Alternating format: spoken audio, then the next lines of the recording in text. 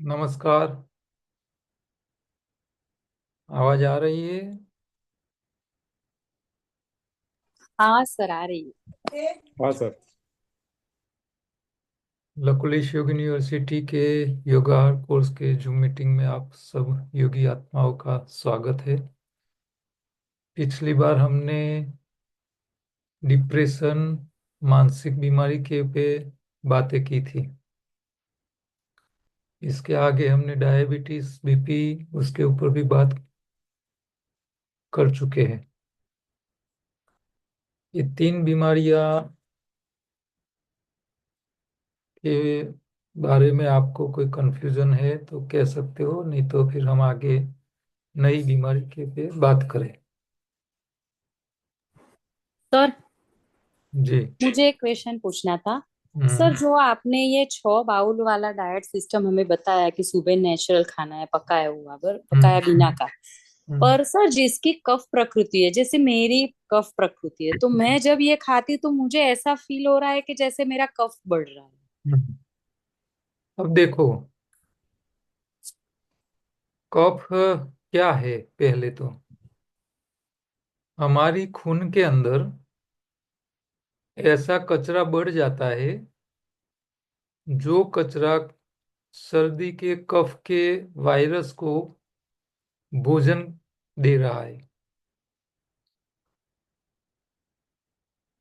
तो खून हमारा जो है वो साफ होना चाहिए। जब तक खून पूरा साफ नहीं हो जाता, तब तक ये वायरल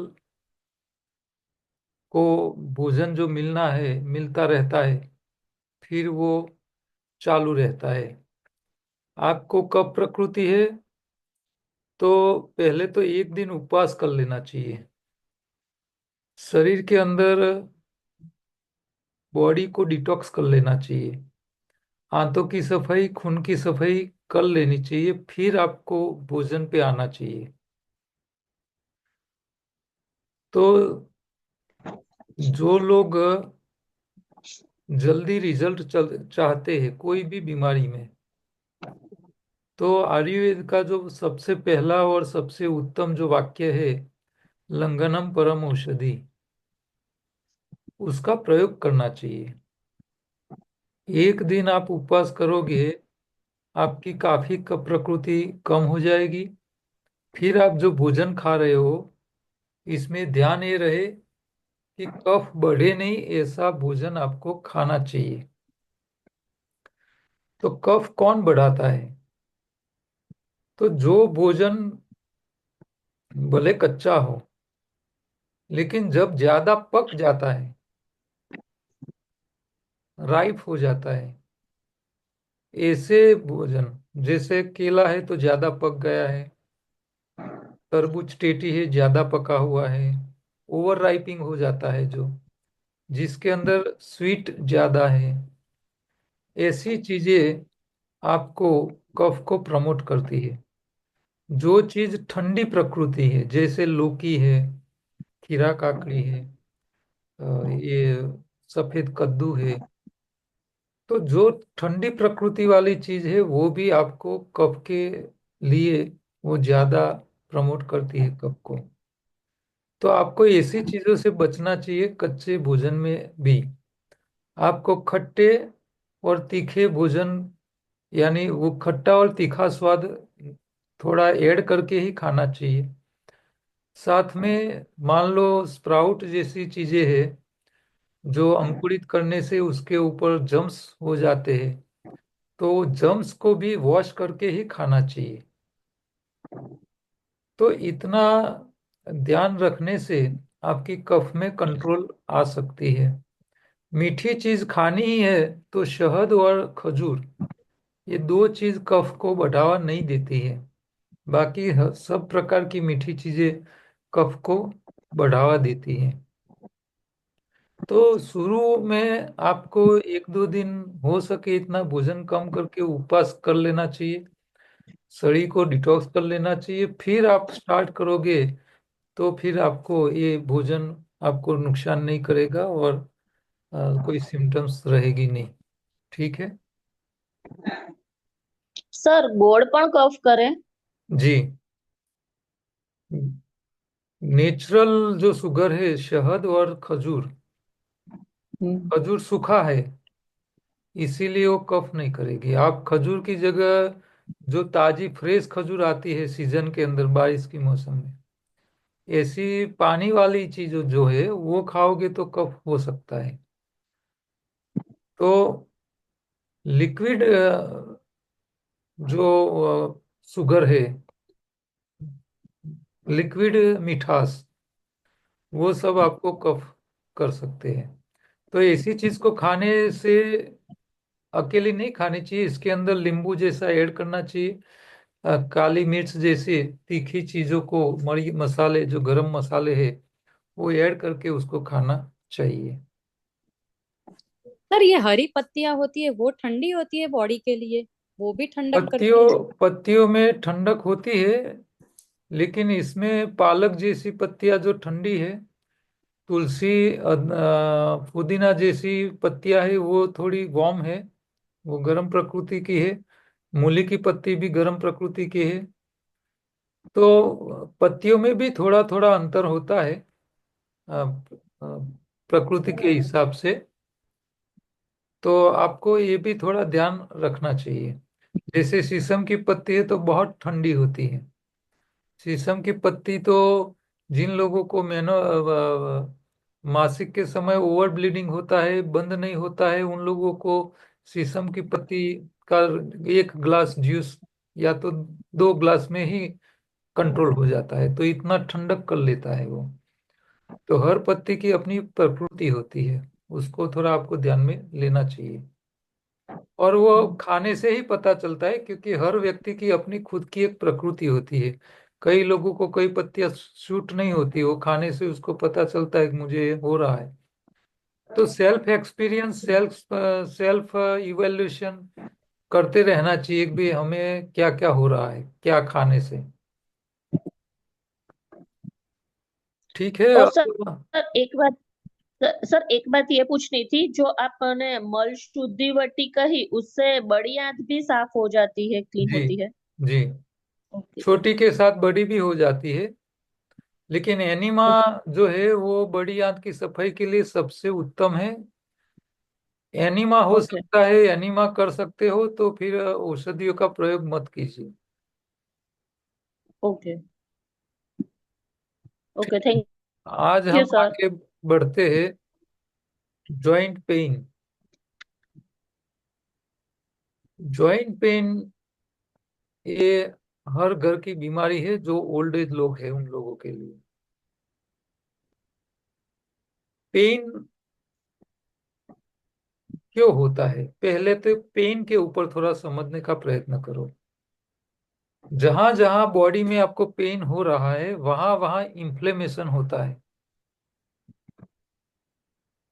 जब तक सूजन नहीं होती कोई भी टिश्यूज, कोई भी ऑर्गन के अंदर, तब तक वहां आपको पेन नहीं होता है। तो जहां जहां पेन है वहां वहां सूजन है, अंदर इन्फ्लेमेशन होता है। और इन्फ्लेमेशन ज्यादातर वायु प्रकृति के कारण होता है। तो वायु क्यों बढ़ता है? तो वायु खून के अंदर बढ़ता है, उसी को वायु प्रकृति कहते हैं। पेट में गैस हो जाना एक अलग बात है, खून में वायु बनना एक अलग बात है। आप छाछ की थैली को फ्रिज में से निकाल के धूप में रख दो 2 घंटे के लिए, छाछ की थैली अपने आप फूलने लगेगी, फूल जाएगी। आप बाहर से हवा नहीं भर रहे हो फिर भी वो फूल रही है, कौन फुला रहा है?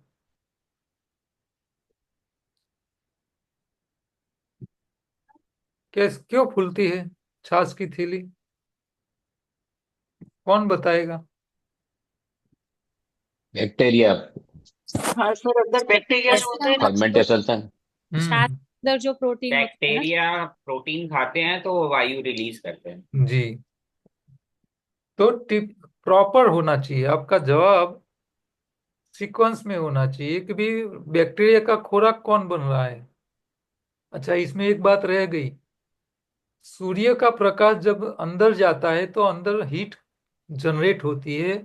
वो हीट प्रोटीन को थोड़ा सॉफ्ट बना देती है, और प्रोटीन सॉफ्ट होने के कारण बैक्टीरिया उसको खाने लग जाते हैं। और बैक्टीरिया खाते हैं तो साइड इफेक्ट में वायु बनता है। वो वायु थैली के अंदर इकट्ठा होता है। थैली में से वायु को बाहर निकलने की जगह नहीं होती है, इसीलिए थैली फूलती है।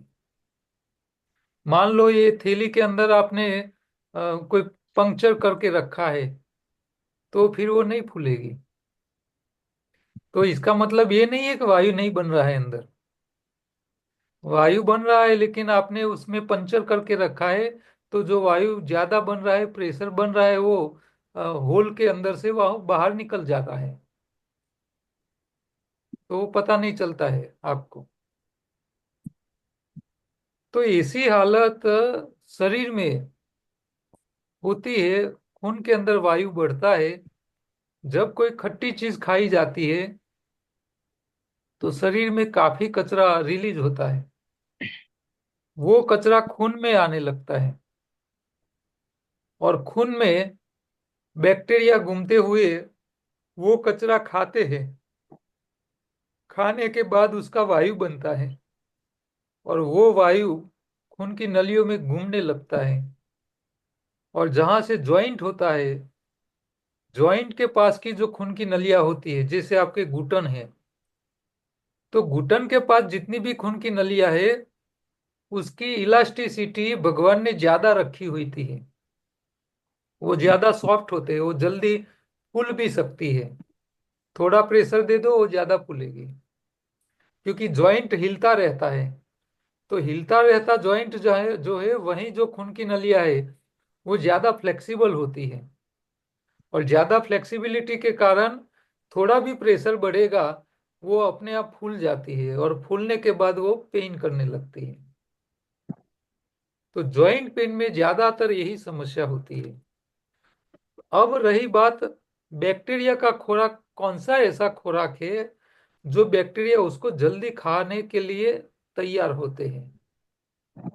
तो वो है प्रोटीन। जो भोजन में प्रोटीन ज्यादा हो, वो जब पका के शरीर में जाता है, वो प्रोटीन जल्दी सॉफ्ट हो जाता है, खराब जल्दी हो जाता है, उसको बैक्टीरिया जल्दी खाने लगते हैं, और उसी को ज्यादा वायु में कन्वर्ट होने लगता है। तो जॉइंट पेन वाले जितने भी लोग हैं, उन लोगों को प्रोटीन युक्त डाइट को पका के नहीं खाना चाहिए। आप मूंग को पका के खाओगे, कुक करके खाओगे, तो वो जल्दी सड़ जाएगा। लेकिन वही मूंग को आप अंकुरित करके रखो, तो वो इतने जल्दी नहीं सड़ेंगे जितने पकाए हुए को मूंग जल जाता सड़ जाते हैं। એક ક્વેશ્ચન હતો अ, तो તમે ઇન્જરી થઈ હોય जी કે બીમાર હોય માણસ તો क्या? મગનું પાણી બાફેલા મગ પેલા સજેસ્ટ કરે બધા नहीं नहीं, क्या हुआ तो? ગમે સર્જરી હોય કે બીમાર હોય માણસ કે આંતરડાનું કોઈ બી તકલીફ થઈ હોય પેટની ગડબડ હોય તો એમ કે મગ લ્યો હળવા એમ મગ બાફેલા મગ લે આપે પેલા ઉપવાસ છોડીએ જૈન લોકો ઉપવાસ ને એ બધું છોડે देखो, ત્યારે મગ સ્ટાર્ટ કરે सही है। मंग, देखो, प्रोटीन, कार्बोहाइड्रेट्स और चर्बी, ये तीन खुराक में सबसे इजीली डाइजेस्ट कर सकते हैं तो वो है प्रोटीन। ये इसीलिए बोला जाता है कि बीमार व्यक्ति बेड रेस्ट पे है, उसको ज्यादा हलन चलन करना नहीं है। उनके शरीर में भोजन ऐसा जाना चाहिए वो जल्दी डाइजेस्ट हो जाए। वो अनाज खाएगा, तेल वाली चीज खाएगी तो डाइजेस्ट ही हो पाएगी। तो प्रोटीन का सूप बनाओ उसको, उसका तो ये लिक्विड बना के जब खाते हैं तो जल्दी डाइजेस्ट हो जाता है, उसके लिए वो देते हैं। लेकिन यहाँ ये बेड रेस्ट पेशेंट की बात अलग है। यहाँ हम बात कर रहे हैं जॉइंट पेन वालों के लिए। तो जॉइंट पेन वालों को ये गैस करे ऐसी भोजन को वायु प्रकृति बढ़ाए, गैस का मतलब पेट में गैस करे ऐसी नहीं, खून में वायु बढ़ाए ऐसी डाइट को नहीं लेना चाहिए। और लेना है तो वो ऐसे फॉर्म में लेना चाहिए कि वो जल्दी सड़े नहीं खून में जाने के बाद भी। तो आप मूंग को अंकुरित करके खाओ तो इतने नहीं जल्दी सड़ेगे, लेकिन वही मूंग आप कुक करके खाओगे तो जल्दी सड़ेगे। तो जो प्रोटीन होता है वो सड़ जाता है, तो सड़ जाने के बाद वो यूरिक एसिड बन जाता है। यूरिक एसिड जब बन जाता है ज्यादा खून में, तो यूरिक एसिड के कारण जितने भी जॉइंट है, घुटन जैसे दो हड्डियों के बीच में लिक्विड होता है, ऑयलिंग का पेड होता है, ग्रीस जैसी मटेरियल होती है जो दो हड्डियों को एक दूसरे के साथ टच होने से बचाता है। तो लुब्रिकेटिंग जो सील होता है दो हड्डियों के बीच में, वो यूरिक एसिड बढ़ने के कारण वो लुब्रिकेशन भी पिघल जाता है। और लुब्रिकेशन पिघल जाने से दोनों हड्डियां आपस में टच होने लगती है, और हड्डी एक दूसरे के साथ जब टच होने लगती है तो वो घिसनी शुरू हो जाती है, घिसारा पड़ने लग जाता है। तो पेन के लिए एक जिम्मेदार होती है सूजन यानी इंफ्लेमेशन, दूसरी होती है हड्डियों के बीच वाली लुब्रिकेशन खत्म हो जाना और हड्डी एक दूसरे के साथ घिसना, और तीसरी एक समस्या होती है जो पेन कर सकती है, वो है हड्डियों के जो जॉइंट है वो हड्डियों के साथ कैल्सिफिकेशन कैल्सिफिकेशन ज्यादा होने से क्रिस्टल बन जाते हैं। और वो क्रिस्टल हड्डी जो जॉइंट का मूवमेंट जब होता है तो मूवमेंट के साथ वो क्रिस्टल ऐसे होते हैं कि जॉइंट के साथ जो मूवमेंट करने वाले जो मसल्स होते हैं, टिश्यू जो होते हैं, उसके ऊपर खरोच करते हैं, उसको उसको काटने का काम करते हैं। तो इसके कारण जॉइंट के अंदर ब्लीडिंग होता है, और ब्लीडिंग के कारण भी इंफ्लेमेशन हो जाता है। तो तीन कारण से जॉइंट पेन की समस्या होती है। ये तीनों में रीजन अलग अलग है। कैल्सिफिकेशन के कारण है, जॉइंट घिस जाने के कारण है, और खून में वायु बढ़ जाने के कारण भी हो सकता है। तो ये तीनों कारण पेन के लिए जिम्मेदार हो सकते हैं। अब मान लो जिनको कैल्सिफिकेशन के कारण प्रॉब्लम हो रहा है, ऐसे लोगों को मूंग या प्रोटीन डाइट से कुछ लेना देना नहीं है। उन लोगों के लिए कैल्सिफिकेशन को पिघाले ऐसे डाइट के ऊपर जाना पड़ेगा। तो उन लोगों को खट्टे चीजें खाने की जरूरत पड़ेगी। खट्टी खाएंगे तो कैल्सिफिकेशन पिघल जाएगा, फिर वो समस्या कम हो जाएगी। कई लोगों के पैरों के तलवों में भी ऐसी समस्या हो जाती है।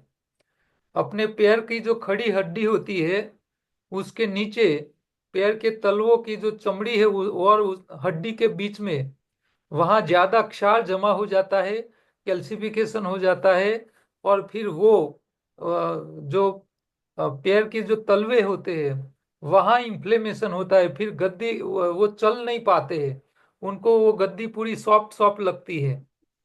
तो वहां भी इंफ्लेमेशन या तो ब्लीडिंग और स्क्रैचिंग के कारण मसल्स में और चमड़ी में इंफ्लेमेशन बढ़ जाता है, फिर चलने से पेन होने लगता है। तो ज्यादातर कैल्सिफिकेशन वाले केस बहुत कम होते हैं। जो ज्यादा केस होते हैं वो सीनियर सिटीजन के होते हैं जॉइंट पेन में। सीनियर सिटीजन लोग क्या करते हैं कि उन लोगों को दालें ज्यादा खाने की आदत होती है। मैंने तो ऐसे लोग देखी है, हर रोज दाल चाहिए उनको खाने में। दाल चावल नहीं है तो वो झगड़ा कर लेते हैं घर के अंदर, ऐसे लोग मैंने देखे हैं। तो सीनियर सिटीजन लोग ज्यादा दाल खाते हैं, पकाई हुई दालें खाते हैं, पकाई हुई दाल शरीर में यूरिक एसिड बढ़ाते हैं। यूरिक एसिड बढ़ने के कारण जो जॉइंट के बीच वाली जो लुब्रिकेशन है वो पिघल जाती है। फिर हड्डियां एक दूसरे के साथ घिसनी शुरू हो जाती है और हड्डियां इतनी तरह घिस जाती है कि पूरा जॉइंट रिप्लेसमेंट कराना पड़ता है। तो ज्यादातर जॉइंट पेन वालों की समस्या यही है, जॉइंट रिप्लेसमेंट तक पहुंच जाती है, सूजन ज्यादा हो जाती है जॉइंट के आगे। तो उन लोगों को दो काम करने हैं। एक तो प्रोटीन डाइट बिना पकाया खाए, यानी अंकुरित करके खाए खाना है तो। जो लुब्रिकेशन पिघल चुका है उसके बीच हड्डियों के बीच में लुब्रिकेशन को बढ़ाने के लिए बबूल की फली आती है जो चिकनी होती है। कांटे वाला जो देसी बबूल होता है हमारे देश में, उसकी जो फली होती है वो जो गम होते हैं ना, आप गुंदर गुंदर पाक कहते हो। गुंदर पाक ना सर, बावळ हाँ, नो गुंदर गुंदर। पाक करते हो तो वो जो गम है वो गम चिकना है। वही बबूल की जो पेड़ है उसकी जो फलियां होती है उसके अंदर भी चिकनाहट होती है। तो उसकी गोली अवेलेबल होती है। वो दो दो गोली उनको भोजन के बाद 2 टाइम 3 टाइम लेने से वो चिकनाहट बढ़ जाती है। फिर हड्डियां एक दूसरे के साथ टच होने के कारण जो कट कट आवाज आती है कई लोगों को, वो आवाज बंद हो जाती है। तो आवाज को बंद करना है तो चिकनाहट बढ़नी पड़ेगी। उसको इन्फ्लेमेशन से बचाने के लिए वायु प्रकृति बढ़े ऐसा भोजन बंद करवाना पड़ेगा। खून की सफाई करनी पड़ेगी। खून की सफाई के लिए 16 घंटे का उपवास बहुत जरूरी है। और कैल्सिफिकेशन के कारण प्रॉब्लम है तो उन लोगों को खट्टी चीजें देनी पड़ेगी, तब जाके कैल्सिफिकेशन पिघलेगा और फिर परमानेंट उनको समाधान मिल सकता है। तो सर डाइट में ध्यान कैल्सिफिकेशन ये के लिए रहे क्या कहा? डाइट में ध्यान ये रहे कि हमारे शरीर को कॉमन डाइट, 7 प्रकार की बीमारी के लिए कॉमन डाइट है। क्या है? तो सुबह से दोपहर तक उपवास है। दोपहर को हरी पत्तियां, इसके साथ फल, सब्जी, कच्ची, अंकुरित, स्प्राउट, सलाद, रूट्स, बीटरूट जैसे कंदमूल, ये सब बिना पकाए ही खाए। दोपहर का पूरा भोजन कच्चा ही खाए। रात का एक टाइम भोजन पकाया खाए।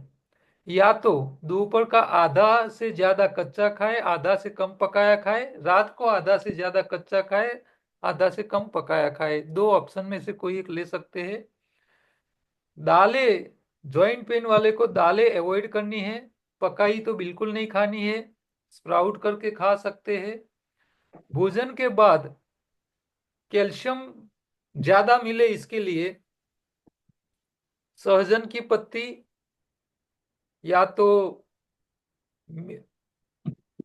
कड़ी पत्ता, तो कड़ी पत्ते की चटनी भी ले सकते हैं कैल्शियम की, क्योंकि हड्डियां सॉफ्ट हो गई है इसीलिए घिस रही है ज्यादा। हड्डियां सॉफ्ट क्यों हो जाती है? क्योंकि विटामिन डी की डेफिशिएंसी होती है। तो विटामिन जब कम होने लगते हैं तो कैल्शियम भोजन खाने के बाद भी हड्डियां सॉफ्ट होती रहती है। तो प्रोबायोटिक एक्टिविटी शरीर में बढ़नी चाहिए। तो इन लोगों को दूध चाय कॉफी बंद करवा के ताजी फ्रेश थोड़ी सी छाछ या तो 1 या 2 चम्मच दही वो साथ में उनको लेना चाहिए। खट्टा दही लेना नहीं, ये ध्यान रहे। ज्यादा दही नहीं खाना है, ये भी ध्यान रहे। 2 चम्मच एक भोजन के ऊपर, 2 चम्मच से ज्यादा दही नहीं होना चाहिए, ये ध्यान रहे। प्रोबायोटिक एक्टिविटी बढ़ने से विटामिन डी डेफिशिएंसी जो है वो अपने आप रिकवर होने लगती है। हड्डियां अपने आप हार्ड होने लगती है, सॉफ्ट हो चुकी है तो घिसना कम हो जाता है। तो कैल्शियम की पूर्तता भी करनी है, लुब्रिकेशन की भी पूर्तता करनी है। खून की कमी है तो खून को भी बढ़ाना है, इसीलिए हरी पत्ती का हरा रंग भी ज्यादा जाना चाहिए। कई लोगों का खून बहुत कम हो जाता है तो उन लोगों को प्रिकली पियर यानी कि फिंडला का रस या तो उसकी टेबलेट अवेलेबल है अपने सेंटर पे, वो देने से उनका हीमोग्लोबिन बढ़ जाता है। तो हीमोग्लोबिन ज्यादा बढ़ने से मेंटेनेंस काफी फास्ट हो जाता है शरीर का। नी रिप्लेसमेंट करने की नौबत आई है तो भी उससे बच सकते हैं। तो 16 घंटे का उपवास, 8 घंटे के बीच में ही भोजन खाना है, धीरे धीरे चबा चबा के ही खाना है, दालें पकाई नहीं खानी है, हरी पत्ती में करी पत्ता ज्यादा खाना है, इससे ज्यादा कैल्शियम मिलता है सबसे ज्यादा। और प्रोबायोटिक के लिए दही या तो फिर लिटिल मिलेट, अनाज कम करना है, अनाज में लिटिल मिलेट ही खाना है। गेहूं चावल तो सब बीमारियों के लिए बंद ही करवाना है। कोई भी बीमारी का पेशेंट हो उनको बोलना है गेहूं चावल तो बंद ही करे, इसके अलावा जो अनाज खाना है वो खाए। अनाज का प्रमाण कम करना है, क्योंकि जो बीमार है वो लोग मेहनत नहीं करते हैं। तो उन लोगों का भोजन में से कैलोरी कंट्रोल करवाना है, हाँ, कम करवाना है। गेहूं चावल ज्यादा नहीं खानी है, सब्जी ज्यादा खानी है, चटनी ज्यादा खानी है, हरी पत्तियों की चटनी ज्यादा खानी है। और अनाज खाना है तो लिटिल मिलेट का प्रयोग करना चाहिए। उसको रात को खाना है तो सुबह में भिगोना चाहिए, दोपहर को पकाना चाहिए। पक जाने के बाद उसके ऊपर छन्नी रखनी चाहिए, अंदर से गर्म हवा निकल जानी चाहिए। निकल जाने के बाद गर्म हवा ठंडा हो जाए तब इसके अंदर 1 चम्मच दही, एक या तो 2 चम्मच एक व्यक्ति के लिए, वो डाल के मिक्स करके ढक्कन ढंक के, गर्मी की मौसम है तो फ्रिज में रखना चाहिए, ठंडी की मौसम है तो बाहर रखना चाहिए। और रात को उसको ठंडा ही खाना चाहिए। उसको दोबारा गर्म नहीं करना है, इसके अंदर नमक नहीं डालना है, नमक डालने से भी प्रोबायोटिक बैक्टीरिया मर जाते हैं।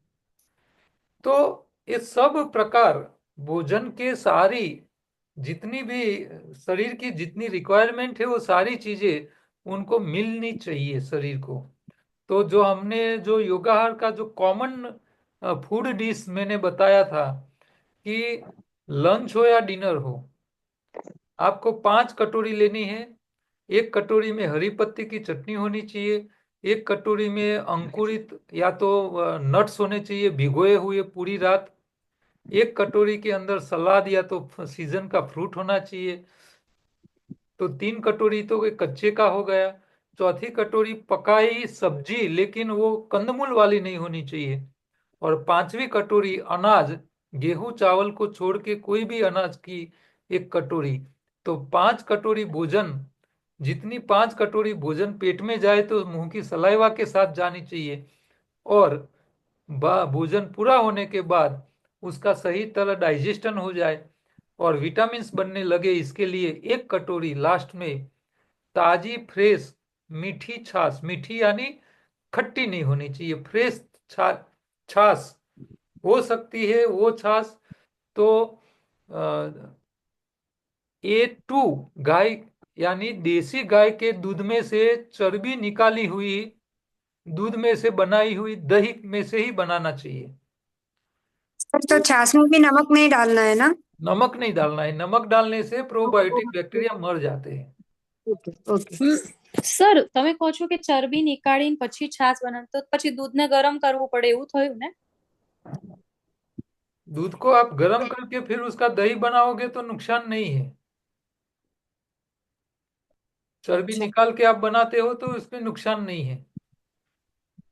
Okay sir. अपने आपने ये जो 5 कटोरी बोली ना, तो हम्म। सर कई बार ऐसा होता है कि हम 5 कटोरी सब साथ में नहीं खा सकते लंच में, तो तो फिर पूरे ऐसा, दिन में पूरे दिन में उसके रेशियो के हिसाब से शरीर में भोजन जाना चाहिए।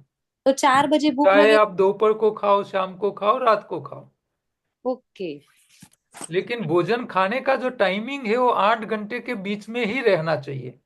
मान लो सुबह से दोपहर यानी 12 बजे तक उपवास किया है, तो 12 बजे से भोजन स्टार्ट हो जाता है और रात को 8 बजे 8 घंटे तक खा सकते हैं। एक बार 8 बज गए रात को, फिर खाना पीना बंद, दूसरे दिन 12 बजे तक खाना नहीं लेना है। तो ये स्ट्रिक्टली फॉलो कराना है। लोग क्या करते हैं, भोजन बदल देते हैं, लेकिन भोजन का जो टाइमिंग है वो 8 घंटे की जगह 12 12 घंटा कर देते हैं।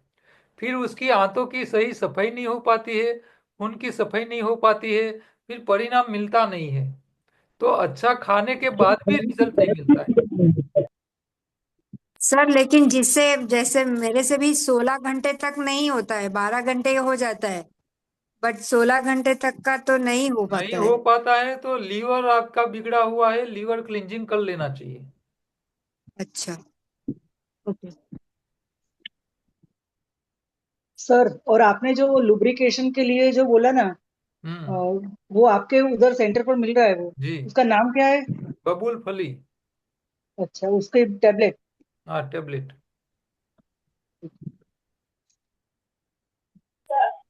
सर ये ग्वार गम होता है वही बबूल फली है ना? हाँ हाँ हाँ।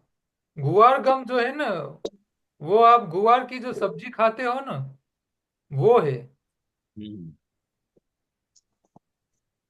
ये बबूल गुआर की गम फली भी अलग है? खाने से फायदा रहता है उसमें। तो बबूल सर फली की गुआर तरह गम की भी गुआर गम भी टैबलेट आती है? अच्छा रहता है। गुआर गम की भी टैबलेट आती है सर? नहीं, उसकी टैबलेट हम नहीं बनवाते हैं, लेकिन गुआर भी एक भोजन का ही प्रकार है। और गांव में जो बेल होते हैं उन लोगों को ये गुआर को पका के खिलाने का बहुत पुराना परंपरा है, क्योंकि जब सीजन होती है बेलों को ज्यादा खेतों में काम जिस टाइम करने का होता है, तो उस टाइम उसकी जो हड्डियां है पैरों की, वो घिस ना जाए, इसके लिए बड़े बड़े बर्तनों में गुआर को पका के खिलाते थे। हम खुद गांव रहते थे तब वही खिलाते थे। तो गुआर गम भी हड्डियों की घिसने से बचाने में काफी मदद कर सकता है। और सर जो गोंद आता है, गोंद जो बबूल के पेड़ हाँ, से जो, वो भी सही है, वो भी अच्छा है। वो भी ल्यूब्रिकेशन हाँ, देगा? लुब्रिकेशन कर सकता है। वो एक ही चीज है, बबूल की फली खाओ या गोंद खाओ? हाँ हाँ। ગુંદમાં બે कौन પ્રકાર कौन હોય છે, તો આ सा? ખવાય ને તે ખવાય સર? इसमें बबूल का जो होता है ना, हम्म। वो शरीर के लिए अच्छा रहता है। इसमें खैर न फिर गुंदरा। कैरी गुंद आता है एक, वो पुरुषों के लिए शायद बोलते हैं। वो कैसे खाना अच्छा रहता है, घी में उसको नहीं नहीं नहीं नहीं नहीं, वो वो कच्चा? वो पका के खाने की जो बातें हैं ना, वो सब बेकार है। तो कैसे खाने का, कच्चा? तो कच्चा यानी आप उसको ज्यादा पकाओ तो फिर उसकी इतनी क्वालिटी नहीं रहती है, वो सारा बिगड़ जाता है सब, वो क्रिस्टल એમાં ક- हार्ड हो जाता है। खाना कैसे उसको? કથીર કથીરા ગુંદ આવે છે, એ કયો સર? कथीरा गुंद के बारे में मुझे पता नहीं है। અહીંયા બધા બહુ પંજાબીઓ બહુ ખાય છે એ બધું। अच्छा, खाते वो होंगे वो, ठंडा वहाँ के होता उन है। लोगों के वहाँ होता होगा। हम्म। गोंद कतीरा ठंडा होता है। हाँ, बबूल गोंद कतीरा। बबूल वो की जो समर फली में है ना, खाते हैं आई वो थिंक। वो एकदम रीजनेबल है, क्योंकि इसमें ज्यादा भी चिकनाहट नहीं है, डाइजेशन अच्छी हो जाती है और लुब्रिकेशन अच्छी तरह कर लेता है। आप ये जो गम खाओगे तो गम हो सकता है कि वो आंतों में चिपक भी जा सकता है। सर सर बबूल की फली कैसे खानी होती है? उसका सर वो खाने उसका की रीत पाउडर मुझे बना के पता है, उसकी जो कच्चा टेबलेट होता है बनाई ना होती है। सर। आप उसका पाउडर बना के भी पानी में मिक्स करके पी सकते। સોરું પડ્યું એટલે વાર લાગી? क्या? ના ના એમ કહું છું, એમ નો ફાવ્યું એમ બે વાગે આ રીતે એટલે જ દૂધ अंदर अंदर बात करनी है तो माइक को ऑफ रखो। सर जी। सर सर आपने बताया कि जिनका लीवर खराब है, ठीक है, तो उनको वो 16 आवर्स नहीं कर सकते उपवास। तो सर ये कैसे पता चलेगा, मतलब कि लीवर का क्या साइन मिलेगा आप हमको, कि पता आपको चलेगा कि हम उपवास नहीं कर पा रहे हैं तो? एक टाइम उपवास करने से आपको अशक्ति महसूस हो रही है, एनर्जी डाउन हो जाती है, तो इसका मतलब क्या है कि भी खून में जब आपका शुगर लेवल कम होता है, तो वो मेंटेन करने के लिए लीवर में से शुगर वापस खून में आना चाहिए, वो नहीं आ रहा है। तो लीवर अच्छा। लीवर स्टोरेज ही नहीं कर पा रहा है, इसीलिए वो नहीं आ रहा है। तो वो बहुत सर जरूरी है। एसिडिटी वीकनेस नहीं लगती, एसिडिटी होती है, एसिडिटी फील होती एसिडिटी है? होती है तो फिर वो बायोक्लॉक की समस्या है। मेरा अच्छा। भी तो सर सर वेट तुरंत कम हो जाता है तो क्या करें ऐसा करने से? वेट कम हो जाता है, लेकिन पहले शरीर की समस्याओं को ठीक करो, फिर वेट तो अपने आप मेंटेन कर पाओगे बाद में भी। पहले शरीर में जो तकलीफें है उसको दूर करने के लिए वेट कम होगा, तो इसमें दिक्कत नहीं रखनी चाहिए। पर सर जितना होना चाहिए उससे भी कम हो जाता है, हाइट के अकॉर्डिंग जितना होना चाहिए उससे भी काफी कम हो नहीं जाता नहीं, है। शरीर में आप एक टाइम उपवास करने से वजन कम हो जाता है, वो बात गलत है। आप जो भोजन खा रहे सर बाद हो, में वो भोजन वेट कम नहीं करना चाहिए। भोजन ऐसा खाओ सर, कि वेट कम ना करे। सर एक वो तो पॉइंट है। पापा को मैं करवा रही हूँ अभी तो। 1 वीक में ही 3 kg कम हो गया ये डाइट करने नहीं से। तो आप डाइट में कैलोरी वाला भोजन कम खाओगे तो फिर वजन वजन जल्दी कम हो जाएगा। आपको हल्की चीजें नहीं हम्म। खानी है, खट्टी चीजें नहीं खानी है। जिन लोगों को वेट की समस्या है उन लोगों को खट्टी चीजें बंद करनी चाहिए। अब सर एक बात कई पूछनी लोग थी। कच्चे में टमाटर और ककड़ी पे रहते हैं, सस्ता सस्ता ढूंढ के खाते हैं। फिर वजन तो कम हो ही जाएगा। आपको कैलोरी वाला भोजन खाना चाहिए। कंदमूल है, एक बात मुझे भी नट्स पूछनी थी। है, स्प्राउट है, सर ऐसी चीजें जो सर जो कैलोरी पहले तेज खाते हो। थे वो ही खाते हैं। क्या? पहले जो खाते थे वो ही फूड खाते हैं, फिर भी वेट कम हो गया है नहीं नहीं, समझा ये नहीं। वाला डाइट करने से। वो पहले जो खाना खाते थे और जो वेट था वो ही हम्म। खाना खाते हैं। सिर्फ दोपहर को भी ये किया है, फिर भी उनका वेट कम हो गया। तो फिर अभी वो सोच रहे हैं कि कितने टाइम करे फिर, नहीं क्योंकि नहीं ज्यादा नहीं वेट नहीं, कम देखो। होगा तो भी प्रॉब्लम होगा, एजेड है तो। नहीं नहीं, देखो। सर इस पॉइंट पे मैं कुछ कहना चाहती हूँ। सर मैं इस पॉइंट पे कुछ कहना चाहती हूँ। Sorry sorry to interrupt. ऐसा है, अब जो 16 घंटे का उपवास का जो आपने समझाया था ना, तो मैंने कई बार उस चीज को कोशिश किया, पर सुबह से दोपहर तक नहीं कर पाती।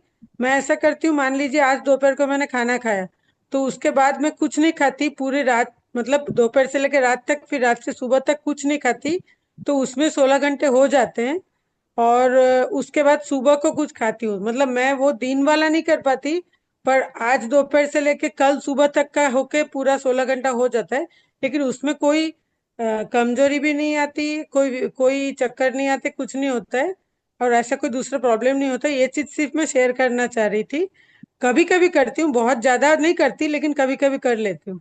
देखो, शरीर की कोई सिस्टम गड़बड़ी में है, कोई सिस्टम सही काम नहीं कर रही है, उस टाइम आपको समस्याएं हो सकती है। शरीर की सारी सिस्टम अच्छी काम कर रही होती है तो कोई दिक्कत नहीं आती है। और हाँ जो दिक्कत आती है जिन लोगों को, वो ज्यादातर हमने देखा है बायो क्लॉक के कारण। समय के साथ शरीर में रस आ जाता है, पाचक रस आ जाते हैं, एसिड जठर में आ जाता है, फिर वो एसिड उनको हेडेक कर लेता है और एसिडिटी भी कर लेता है। तो वो सब जो समस्या है बायो क्लॉक की भूख वाले को ही प्रॉब्लम है। तो पर पहले तो सर हाँ उसको, सर, आपको, वो चीज तो है ही। सर पहले मतलब बायो हेडेक क्लॉक से मैं सिर्फ की, एसिडिटी ये कुछ मेरी नहीं बात मैं होती सिर्फ सुनिए। है। ये पूछना चाह रही थी कि इसमें कुछ गलत तो नहीं है ना, मतलब मैंने आज दोपहर से लेके कल सुबह तक का पूरा नहीं, फुल उपवास यहाँ किया, अल्टीमेट तो क्या उसमें कोई है? प्रॉब्लम नहीं है ना। अल्टीमेट क्या है? हम पहले तो जो स्ट्रिक्टली फॉलो करवाना है वो बीमार लोगों के लिए है। पहली बात तो ये समझ लो आप। जो लोग बीमार है, किसी भी प्रकार की बीमारी से पीड़ित है, उनको जल्दी ठीक होना है तो उसको 16 घंटे का फास्टिंग कंपलसरी करवाना है। चाहे शुरू के दिन में उसको चक्कर आते हो तो उसको बेड पे रेस्ट करवाओ। अच्छा, बेड में से भी गिर जाने की टेंशन लगती है उसको, तो फ्लोर पे गद्दा लगवा दो और फ्लोर के ऊपर उसको सुला दो। तो कहाँ गिर जाएगा? आराम करे वो। लेकिन वह मानसिकता है, उनको ऐसा मगज में फिट हो चुका है कि भी मैं एक टाइम नहीं खाऊंगा तो मुझे चक्कर आ जाएंगे।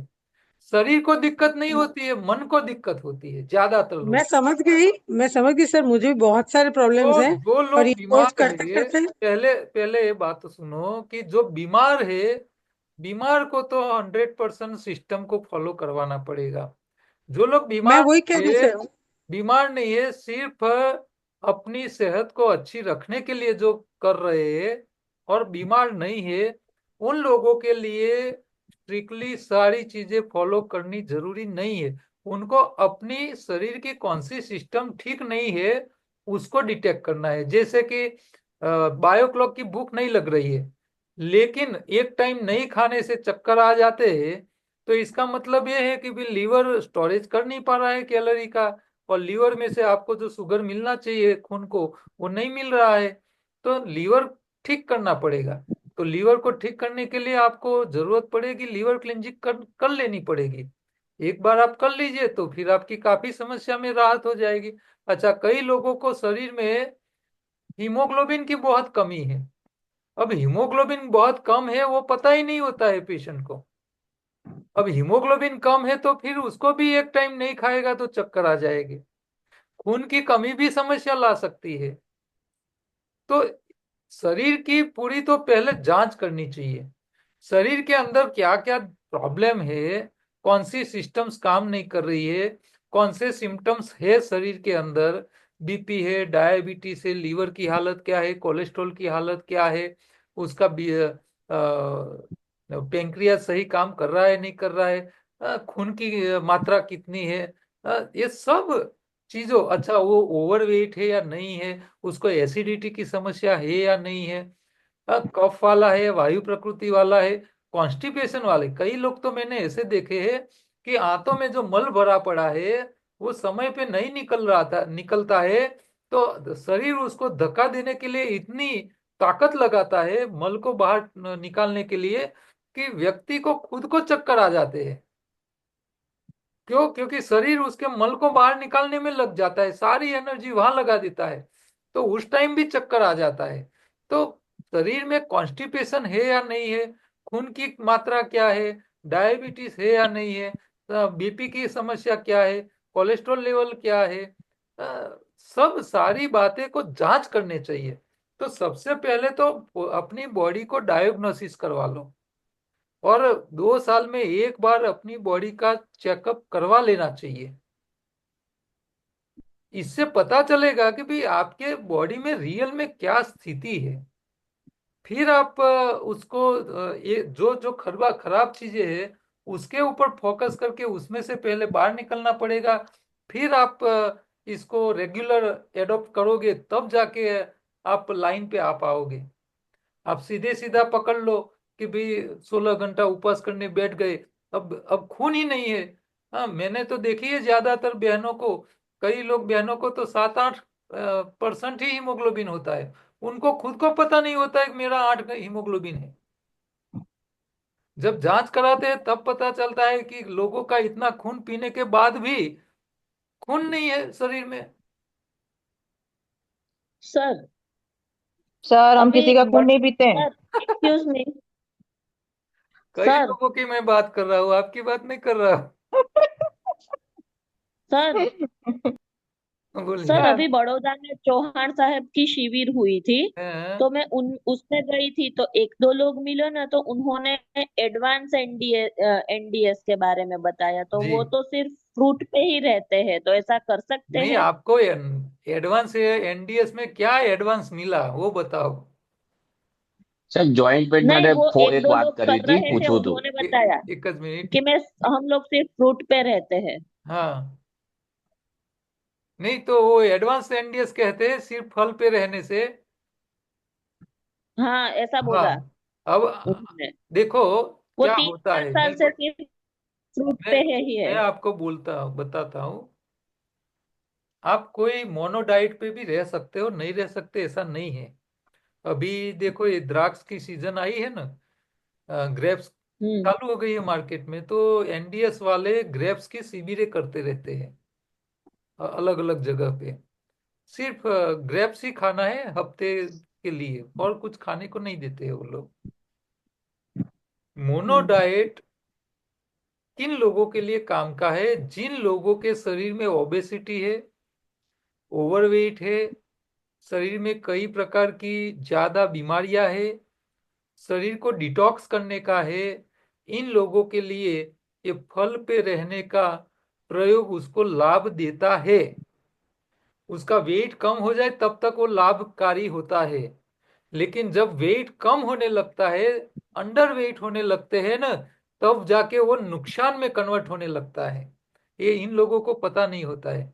अच्छा, जब खट्टे फल आप खाते रहते हो तो खट्टे फल खाने से आंतों के अंदर अल्सर होने के चांस रहते हैं, आंतों के अंदर जो प्रोबायोटिक बैक्टीरिया है वो मर जाते हैं, विटामिन बनना बंद हो जाती है, फिर विटामिन डेफिशिएंसी शुरू हो जाती है और फिर कई नई समस्याएं खड़ी हो जाती है।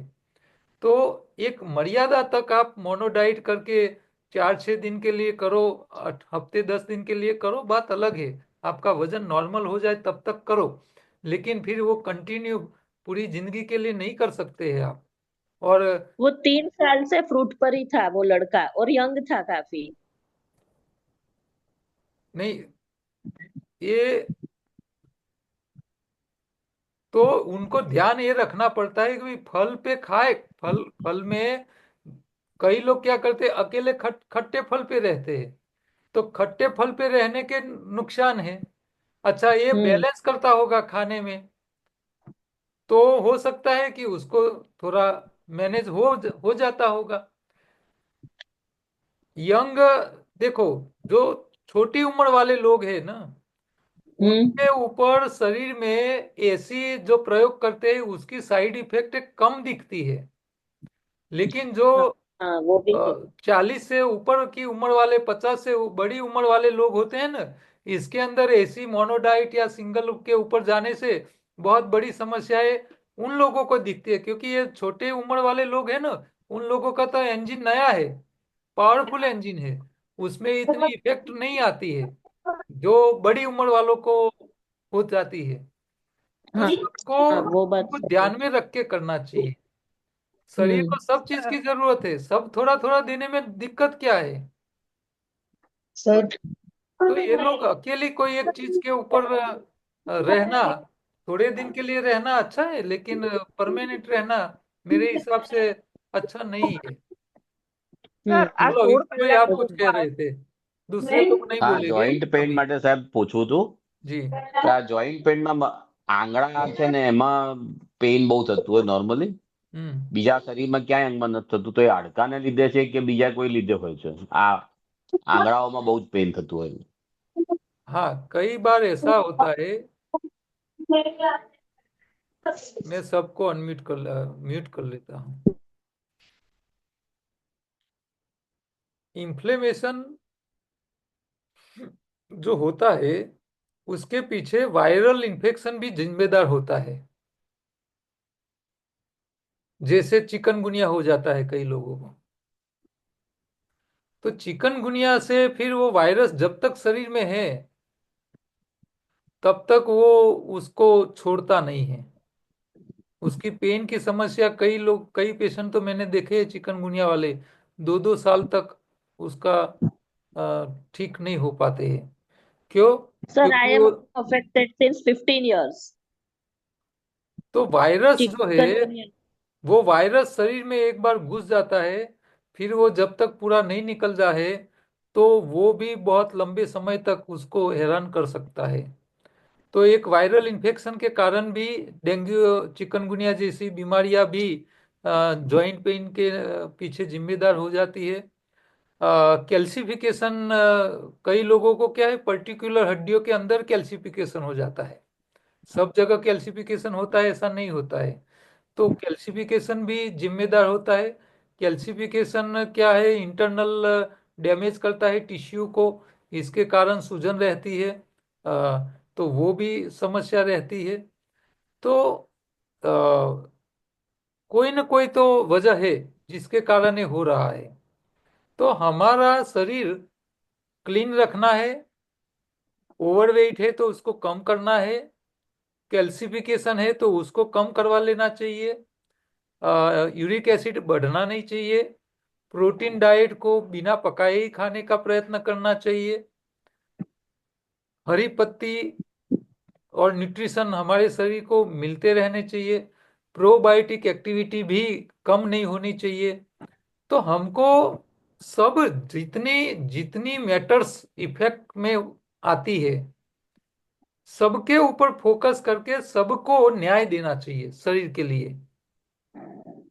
तब जाके आप बैलेंस, यानी आप सबको कंट्रोल कर सकते हो। हम कोई एक चीज को पकड़ के चलेंगे तो नहीं चलेगा। और कई बार ऐसा होता है कि भी हम धारणा कर लेते हैं कि भी ये तो कैल्सिफिकेशन का प्रॉब्लम है, चलो उसके ऊपर अकेले काम कर लेंगे तो हो जाएगा। ऐसा नहीं होता है। हमारी मान्यताएं और रियल में कई बार काफी चेंज हो जाता है। बॉडी की प्रकृति भी कई लोगों की अलग टाइप की होती है, दिखती है वो होती नहीं है। ठीक है। अच्छा, कई बार स्वभाव भी काम करता होता है। हाँ, मान्यता, कई व्यक्ति तो ऐसा ही मानते हैं कि भी मैं तो अभी पूरी जिंदगी ठीक ही नहीं हो सकता, तो भगवान भी आ जाए तो उसको ठीक नहीं कर सकते। तो पॉजिटिवनेस से लेके, शरीर को सही डाइट से लेके, मान्यताएं, बायोक्लॉक की भूख से लेके, शरीर की प्रकृति, कफ पित्त वायु की प्रकृति, इस सबको ध्यान में रखते हुए ही आगे बढ़ना जरूरी हो जाता है। सर, वो आपने कैल्सिफिकेशन से ही पेन है वो कैसे पता चलेगा? कैल्सिफिकेशन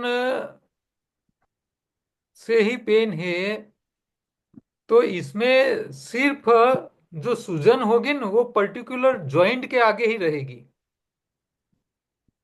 इससे ओके। दूर तक उसका सूजन नहीं होगा। एक ओके। ये सिग्नल मेरे हिसाब से होता है कि भाई जहां डैमेज हो रहे टिश्यू, उतने हिस्से में ही आपको सूजन रहेगी और वहीं पेन रहेगा। इसके अलावा दूसरी जगह आपको पेन नहीं होता। तो अच्छा। उसका एक मार्किंग में मानता हूँ। ओके। और सर, वो आपने एडी का क्या बताया? क्रिस्टल्स जमा हो जाते हैं, वो हड्डी क्या हड्डी के बताया नीचे आपने? क्रिस्टल हो जाते हैं। फिर आप जब चलते हो तो जो पैरों की नीचे तलवे के जो टिश्यू है वो डैमेज हो जाते हैं, वहां सूजन आ जाती है। फिर उनको गद्दी जैसा महसूस हो जाता है, अपने पैरों के नीचे जैसे गद्दी लगा दी हो, ऐसा उसको रेगजिन रख दिया हो, ऐसा उसको चलने से महसूस सॉफ्ट फीलिंग आता है। सॉफ्ट हो जाता है। हाँ, सॉफ्ट हो जाता है सब। तो वो अच्छा। उसका रीजन हो सकता है। ओके। और सर, एक ये पूछना था, वो आपने कहा ना कि दही 2 चम्मच ही खाना चाहिए, तो अगर हम ज्यादा लेंगे तो ज्यादा प्रोबायोटिक मिलेगा, नहीं, तो ये फिर बात कम क्यों गलत है। खाना चाहिए? नहीं नहीं नहीं, ज्यादा लेने से आपको दही नुकसान कर सकता है। आप एक एक पूरी कटोरी, पूरी एक तपेली में दूध को जमावट करने के लिए कितना दही डालते हो? छोटा चम्मच। हाँ, तो आपने जो भोजन खाया है उसको डाइजेस्ट करने के लिए ज्यादा दही की जरूरत नहीं है। क्योंकि ज्यादा दही जब शरीर में जाता है तो शरीर के अंदर तो गर्मी है, और गर्मी के कारण वो दही जो होता है ना, वो बिगड़ना शुरू हो जाता है। जैसे ओके। दूध में आप दही को रख दो तो वो फूड पॉइजन बन जाता है। इसी तरह शरीर में भी ज्यादा दही जाने से वो फूड पॉइजन में कन्वर्ट हो जाता है, फायदा नहीं है। इसीलिए तो आपको मर्यादा से ज्यादा नहीं खाना चाहिए। और खट्टी ओके। छाछ के लिए तो हम मना करते हैं, खट्टा दही भी नहीं खाना चाहिए। સાહેબ હાડકાને લીધે પેઇન જોઈન્ટ પેઇન થતા હોય કે દુખતું હોય તો એના માટે કઈ રસ્તા ખરા હોય? हाडका ना लीधे लेकिन रियल में क्या, हड्डी का पेन कई लोग बोलते हैं। हाँ। तो इसमें क्या होता है कि जब विटामिन डी की डेफिशिएंसी हो जाती है ना बॉडी के अंदर, तो शरीर को जो कैल्शियम दूसरी जगह शरीर में जहां जरूरत पड़ती है वहां सप्लीमेंट बंद हो जाता है, तो वो हड्डियों से खींचना शुरू कर लेता है और हड्डियों को सॉफ्ट करने लगता है। और जब ये प्रोसेस जब शुरू हो जाती है तब हड्डियों में पेन होना शुरू हो जाता है।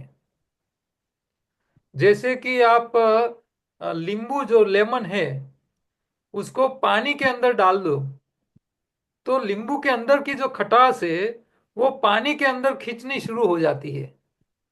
इसी तरह शरीर के अंदर जहां कैल्शियम कम है, तो शरीर के अंदर सबसे ज्यादा कैल्शियम हड्डियों में है। तो दूसरी जगह कम है, तो जहां कम है वहां वो हड्डियों का फ्लो बाहर निकल के वहां जाना शुरू हो जाता है। એ વધારવા માટે રસ્તો કોઈ? नहीं, यही आपको प्रोबायोटिक विटामिन डी बनना चाहिए। ओ, तो फर्मेंटेशन करके प्रोबायोटिक एक्टिविटी दुनिया को, पूरी दुनिया को, चाहे शरीर हो चाहे खेत हो, उसको सबको ठीक रखने का कोई काम करते हैं तो वो है बैक्टीरिया। हमारे शरीर को जिंदा रखने का काम करते हैं बैक्टीरिया। लाखों करोड़ों टाइप के बैक्टीरिया हमारी आंतों में भगवान ने रखे हैं। इवन हमारे मुंह के अंदर भी होते हैं। जो सलाइवा बनती है, मुंह की लार बनती है, उसके साथ भी वो बैक्टीरिया आते हैं। आप जो पानी पीते हो मटके का, तो मटके का पानी भी अच्छे बैक्टीरिया का सबसे बड़ा सोर्स है। लेकिन वो पॉल्यूटेड इलाकों में नहीं होना चाहिए। गटर की गंदी बास आती हो इसी जगह ये मटका नहीं होना चाहिए, नहीं तो वो फूड पॉइजन वाले बैक्टीरिया आपको मिल जाएंगे। तो फ्रेश जगह जहां होती है, ऑक्सीजन लेवल अच्छा होना चाहिए, ग्रीनरी ज्यादा हो, ऐसी जगह आपको अच्छे अच्छे बैक्टीरिया मिलते हैं। इसके अलावा आप जो भी फल सब्जी खाते हो, उसके साथ भी बैक्टीरिया शरीर में जाते हैं। देखो आम, अभी आम की सीजन आएगी, तो आम जब पेड़ पे है ना तब तक खट्टा है। आम को आप तोड़ते हो पेड़ से, तो जो जहां से वो पेड़ के साथ चिपका हुआ था, वो जो जगह है वो खुली हो जाती है। फिर हवा के बैक्टीरिया इस वही रास्ते से अंदर आम के अंदर जाना शुरू कर लेते हैं। और अंदर जा जितने बैक्टीरिया अंदर जाना शुरू हो जाएंगे, उतनी जो खट्टाई जो है आम की, वो धीरे धीरे स्वीट में कन्वर्ट होनी शुरू हो जाती है।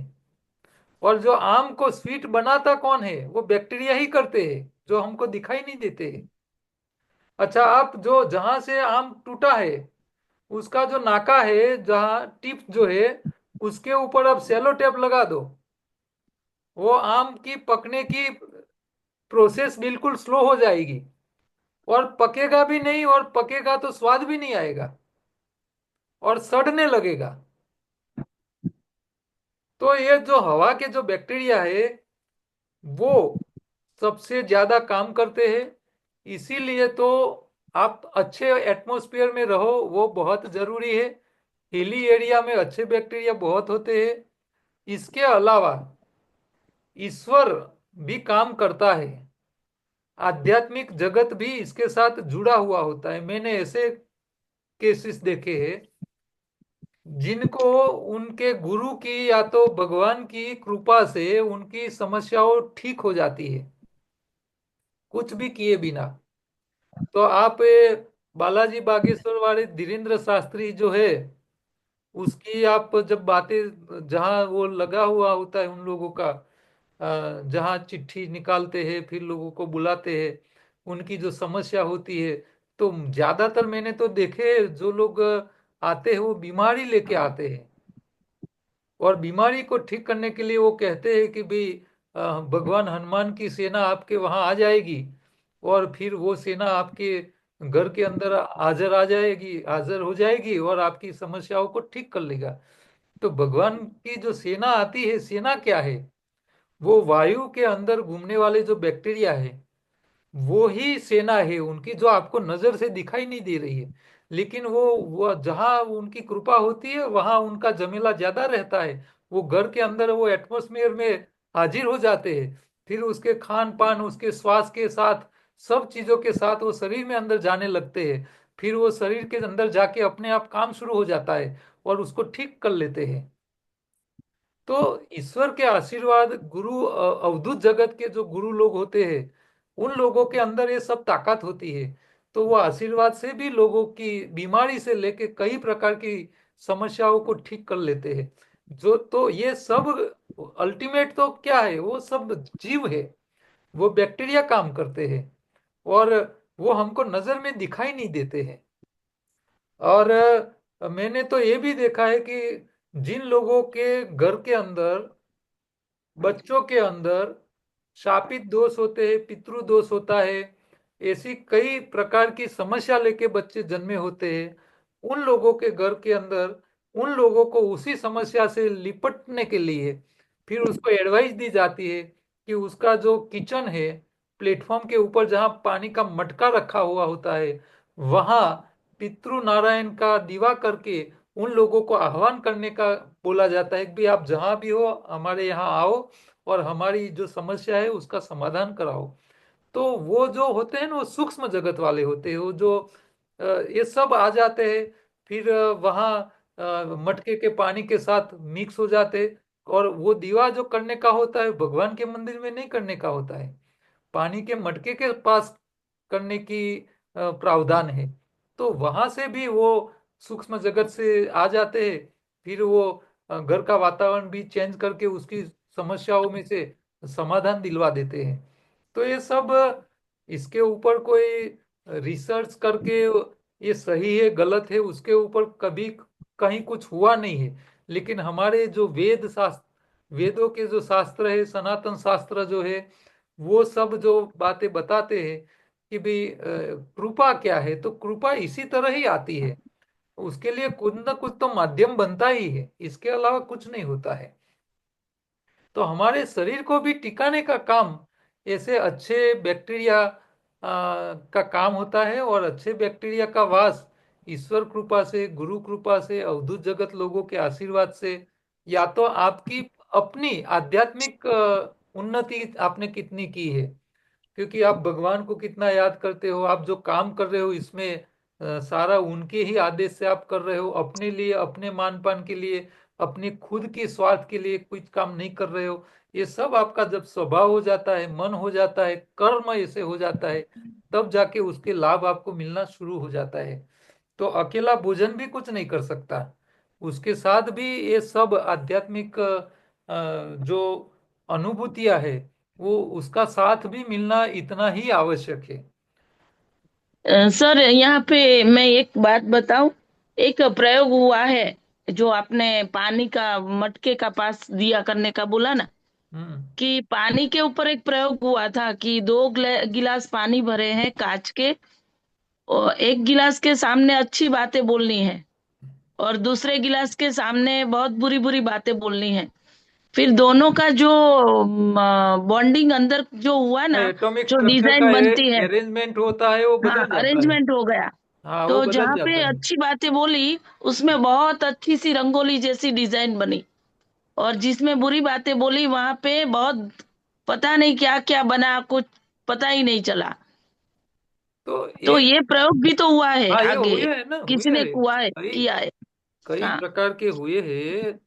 लेकिन इसके ऊपर ज्यादातर लोग क्या करते हैं, संशय करते हैं कि भाई ऐसा कुछ नहीं होता है। तो ये संशय करने वाले जो लोग हैं ना, उन लोगों को आप कन्विंस नहीं कर सकते। तो हाँ, हमको वो है सर। उनके साथ बेजामारी करने का कोई मतलब नहीं है। दूसरे लोग माने या ना माने, आपको तो धर्म, दुनिया के जितने भी धर्म है उन्होंने जो रास्ते बताए हैं आदि व्याधि और उपाधि से बचने के लिए, वो उसको आपको एडॉप्ट कर लेना चाहिए, स्वीकार लेना चाहिए। क्योंकि कोई एक धर्म बताता है ऐसा नहीं है, दुनिया के सारे धर्म ये चीजें बताती है। तो उसको एडॉप्ट करो कि भाई ईश्वर को याद करो, माला करो, पूजा करो, मंत्रोच्चार करो, आप चैरिटी करते रहो, और सात्विक भोजन खाओ, जरूरत के हिसाब से खाओ, बिन जरूरी मत खाओ, ओवर ईटिंग मत करो, शरीर को जो चीज चाहिए वो देते रहो। तो ये सब जो चीजें हैं वो जब आप सबके ऊपर फोकस करोगे और अपने आप को सात्विक बना के रखोगे, तो मैं नहीं मानता हूं कि रिजल्ट न मिले। हाँ, आपके जीवन में शांति, आनंद और सुख ना आए। सुख की व्याख्या अलग है, क्योंकि जब संतोष आ जाता है तब फिर आपका मकान कितना बड़ा है, गाड़ी कितनी बड़ी है, वो सब मायने नहीं रखती है। आपके पास जो भी है, मान लो गाड़ी नहीं भी है, तो भी आपको संतोष हो जाता है कि मैं दुनिया का सबसे सुखी आदमी हूँ। तो यही सुख है, बाकी दिखावे से कहीं सुख मिलने वाला नहीं है। सर ये आपने जॉइंट पेन का बताया, उसमें आर्थराइटिस और रूमेटाइड आर्थराइटिस में भी यही होगा? उसमें भी जॉइंट पेन ये होता है सब तो, या उसका ये अलग सब होता है? इंग्लिश रिपोर्टिंग है।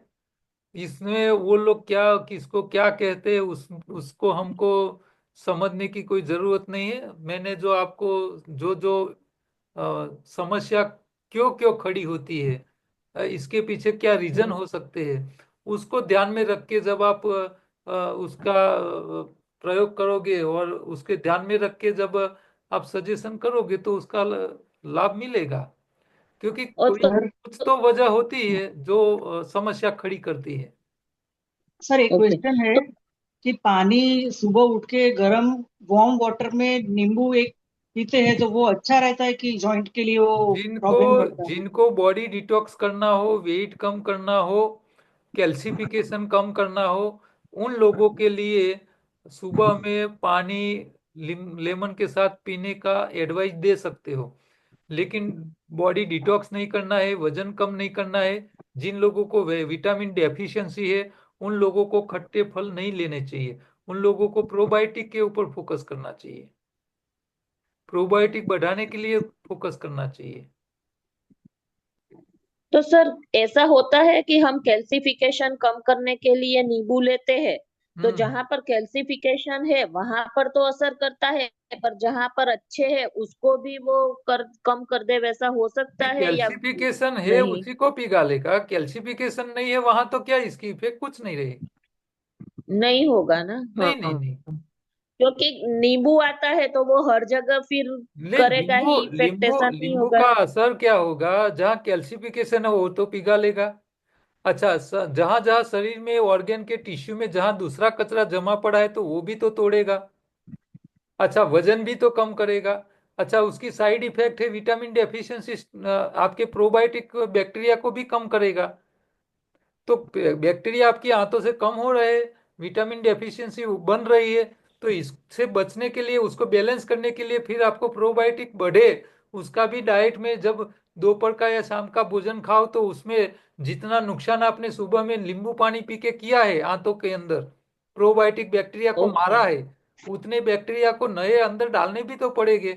आप नहीं डालोगे तो फिर और ज्यादा समस्या बढ़ती जाएगी। तो हमको सबको बैलेंस करके चलना है। सफाई किया तो फिर जो जितना नुकसान हुए उसका भरपाई भी करना पड़ेगा आपको। और सर जो नींबू लेते हैं उसके बजाय विटामिन सी की काफी लोग गोलियां लेते हैं, तो वो भी चलता है? वो सब केमिकल है, केमिकल से बचना ही अच्छा है, नेचुरल ही अच्छा। लेना चाहिए। ओके। और सर जिसको चिकनगुनिया और उसकी वजह से पेन हो तो वो क्या कर सकता है? उसके लिए तो वायरल फिर, का। इसके लिए तो वायरस को मारना पड़ेगा, और वायरस वायरस को मारने के लिए तो फिर पपीते का पान का या तो गिलोय का एक्सट्रैक्ट का उपयोग करना पड़ेगा। अच्छा, इन्फ्लेमेशन, जहाँ वायरल इन्फेक्शन से इन्फ्लेमेशन होता है कई जगह, और वायु प्रकृति के हाँ। कारण इन्फ्लेमेशन होता है, तो ऐसे केस में हमने हम्म। गिलोय का एक्सट्रैक्ट करवा के उसकी कैप्सूल बनवाई है, हम्म। एक्सट्रैक्ट की कैप्सूल, और इतनी अद्भुत परिणाम देती है कि जबरदस्त फायदा करती है वो। लेकिन वो बहुत महंगी प्रोडक्ट है, क्योंकि गिलोय का एक्सट्रैक्ट निकालना, उसकी कैप्सूल बनाना तो कॉस्टली प्रोडक्ट है, लेकिन बहुत अच्छा वो फायदा देता है। इन्फ्लेमेशन के केसों में तो बहुत फायदा करता है वो। वायरल इन्फ्लेमेशन में ही ना? इसमें भी काम करेगा, और बॉडी में जहां जहां इन्फ्लेमेशन है, सूजन होती है, वहां सब जगह वो काम करता है। बहुत बढ़िया, लेकिन थोड़ा कॉस्टली प्रोडक्ट है वो। तो सर ओके। फिर गिलोय घन वटी भी हम यूज करें तो वो एक भी गिलोय घनवटी जो है ना, उसमें उसकी इफेक्ट कम रहती है। जितनी एक्सट्रैक्ट इफेक्ट करती है इतनी घनवटी नहीं करेगी। घनवटी के हिसाब से वो 10 गुना इफेक्टिव होती है। सर क्या प्राइस होती है इसकी? ये करीब और घनवटी लेनी हो तो उसका डोज जरा बड़ा रखना पड़ता है फिर। 60 कैप्सूल का 500 का ऐसा 600 MRP है, लेकिन हम तो डिस्काउंट देते हैं। लेकिन कॉस्टिंग उसकी थोड़ी ज्यादा है।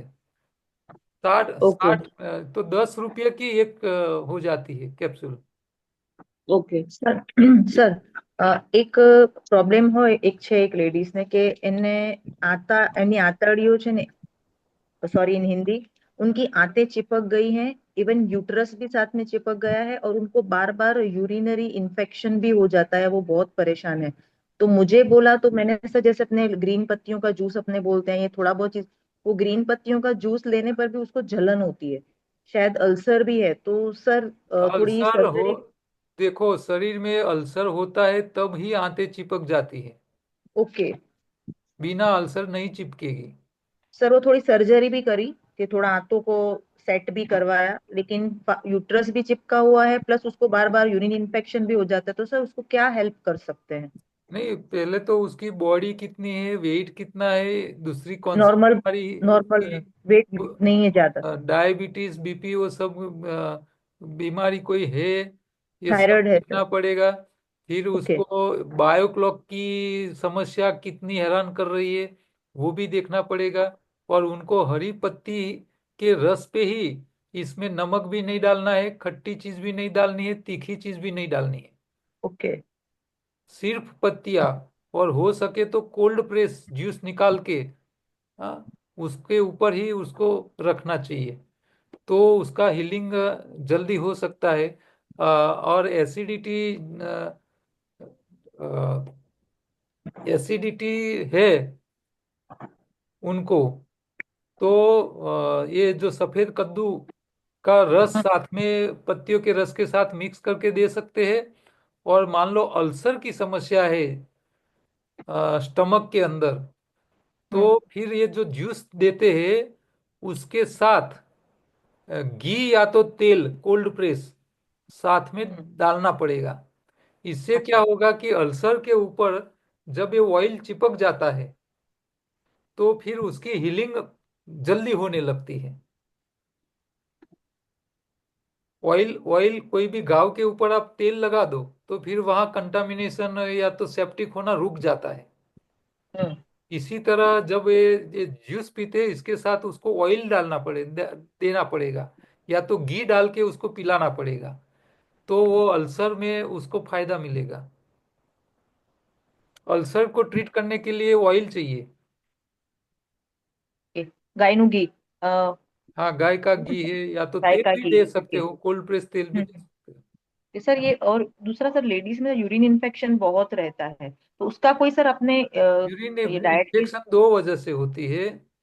एक तो कैल्सिफिकेशन किडनी में हो जाता है, और उसका जो छोटी छोटी पथरियाँ यूरिन ट्रैक में आगे बढ़ती है, और वो पथरी मान लो राउंड शेप की नहीं है और वो गोखरू के जैसे कांटे वाली है, तो वो यूरिन ट्रैक को डैमेज करती है, फिर वहाँ से ब्लीडिंग हो जाती है, फिर वहीं से इन्फेक्शन शुरू हो जाता है।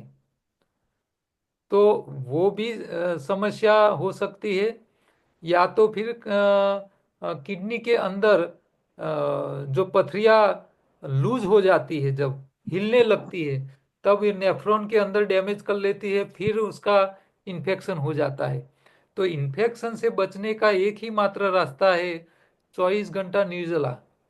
एक बार व्यक्ति निर्जला कर लेगा, तुरंत उसको राहत हो जाएगी, तुरंत कंटामिनेशन होगा, इन्फेक्शन होगा, सब सब कंट्रोल में आ जाता है। सर पर यूरिन इन्फेक्शन में तो ज्यादा पानी पीने को नहीं, ये कहते बात गलत है, ज्यादा पानी हैं। पीने से ज्यादा इन्फेक्शन बढ़ता है। उसको तो निर्जला उपवास कर ले, दूसरे दिन ठीक हो जाएगा, अपने आप राहत हो जाती है। સર એક ક્વેશ્ચન હતો. जी બોलो।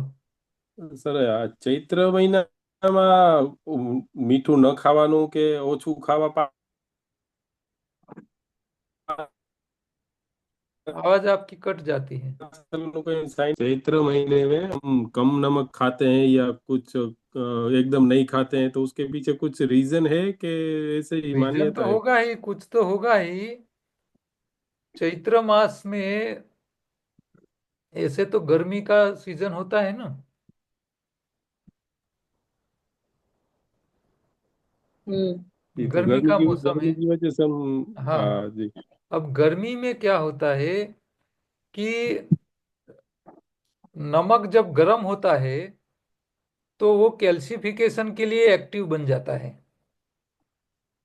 आप पानी को जब उबालते हो ना, तब जाके पानी का टीडीएस कैल्सिफिकेशन में कन्वर्ट होता है। जब तक पानी आप गर्म नहीं करते हो ना, तब तक वो टीडीएस एक्टिव नहीं होता है, वो कहीं जमता नहीं है, वो कैल्सिफिकेशन नहीं होती उसकी। अब गर्मी के समय पे एक तो गर्मी भी है, आप नमक भी खाओ तो वो भी गर्म होगा, शरीर के अंदर भी गर्मी है, बाहर भी गर्मी है, तो वो ज्यादा कैल्सिफिकेशन करता है। अच्छा, नमक जो होता है वो पानी को पकड़ के रखने की प्रॉपर्टी रखता है। तो ज्यादा पानी रहने से कंटामिनेशन बढ़ता है, सेप्टिक जल्दी होने लगता है। तो जहां जहां पानी, मान लो आपने गन्ने का रस निकाला, तो पानी है, अब गर्मी की मौसम है, आप जैसे उसको निकाल के 10 मिनट उसको खुला छोड़ दिया, 10 मिनट में उसका कलर बदलने लगता है। अच्छा, गन्ने के रस को आप गर्म करके गुड़ बना दो, तो वो गुड़ इतना जल्दी बिगड़ेगा नहीं। क्यों? क्योंकि इसके अंदर से पानी आपने निकाल दिया है। तो पानी जहां जहां रहता है वहां वहां इन्फेक्शन से लेके, कंटामिनेशन से लेके सारी जल्दी होने लगते हैं। और नमक पानी पकड़ के रखता है बॉडी के अंदर। कई लोगों का तो नमक ज्यादा खाने के कारण वजन ज्यादा होता है। जैसे 4 दिन नमक खाना बंद कर लेते हैं तो 2-3 किलो, 5 किलो तक का वजन अपने आप कम हो जाता है, अपने आप, कुछ किए बिना। जैसे नमक बंद हुआ तुरंत वजन कम होने लगता है। तो नमक पानी को पकड़ के रखता है। नमक गर्म होने से कैल्सिफिकेशन होता है, और कैल्सिफिकेशन हमारे शरीर के सारे टिश्यू सेल के सब जगह हो जाता है।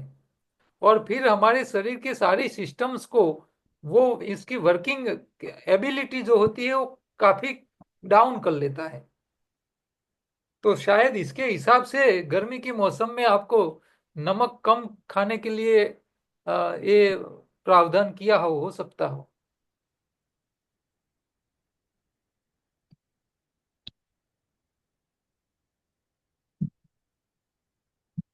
सर जी। सर आपने बीपी के लिए और उसके लिए बताया, तो जिसका आंखों में जिनको ज्यादा प्रेशर हो उनके लिए क्या करें? प्रेशर सिर्फ आंखों में अकेला थोड़ा होता है। पर सर वो जिसको ग्लूकोमा होता है उसका आंखों का प्रेशर ज्यादा होता है ना? नहीं, आंखों में खून का प्रेशर बढ़ जाता है ना, तब जाके होता है ना। हाँ, नहीं आंखों खून का उतना नहीं है, पर आंखों का प्रेशर ज्यादा आ रहा है तो क्या करें?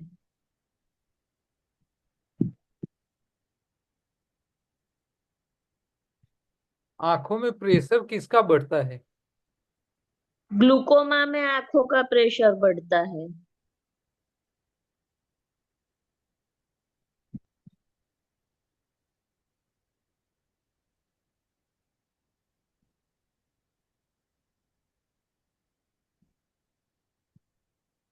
इसके ऊपर मुझे थोड़ा देखना पड़ेगा। आप जो बोल रही हो कि भी आंखों में प्रेशर किसका बढ़ता है। वो पापा को प्रॉब्लम है ना, तो मैंने आपका डाइट शुरू करवा दिया है, पर आंखों का प्रेशर उतना कम नहीं हो रहा है, तो उसके लिए। नहीं, आंखों में प्रेशर सर आँख बढ़ने से सर सर क्या सर आँख होता है? आँख में सर आँख में एक्चुअली ब्रेन से जो नर्व्स जाती है, हम्म। जो नर्व्स, वो नर्व विजन विजन देती है बॉडी को।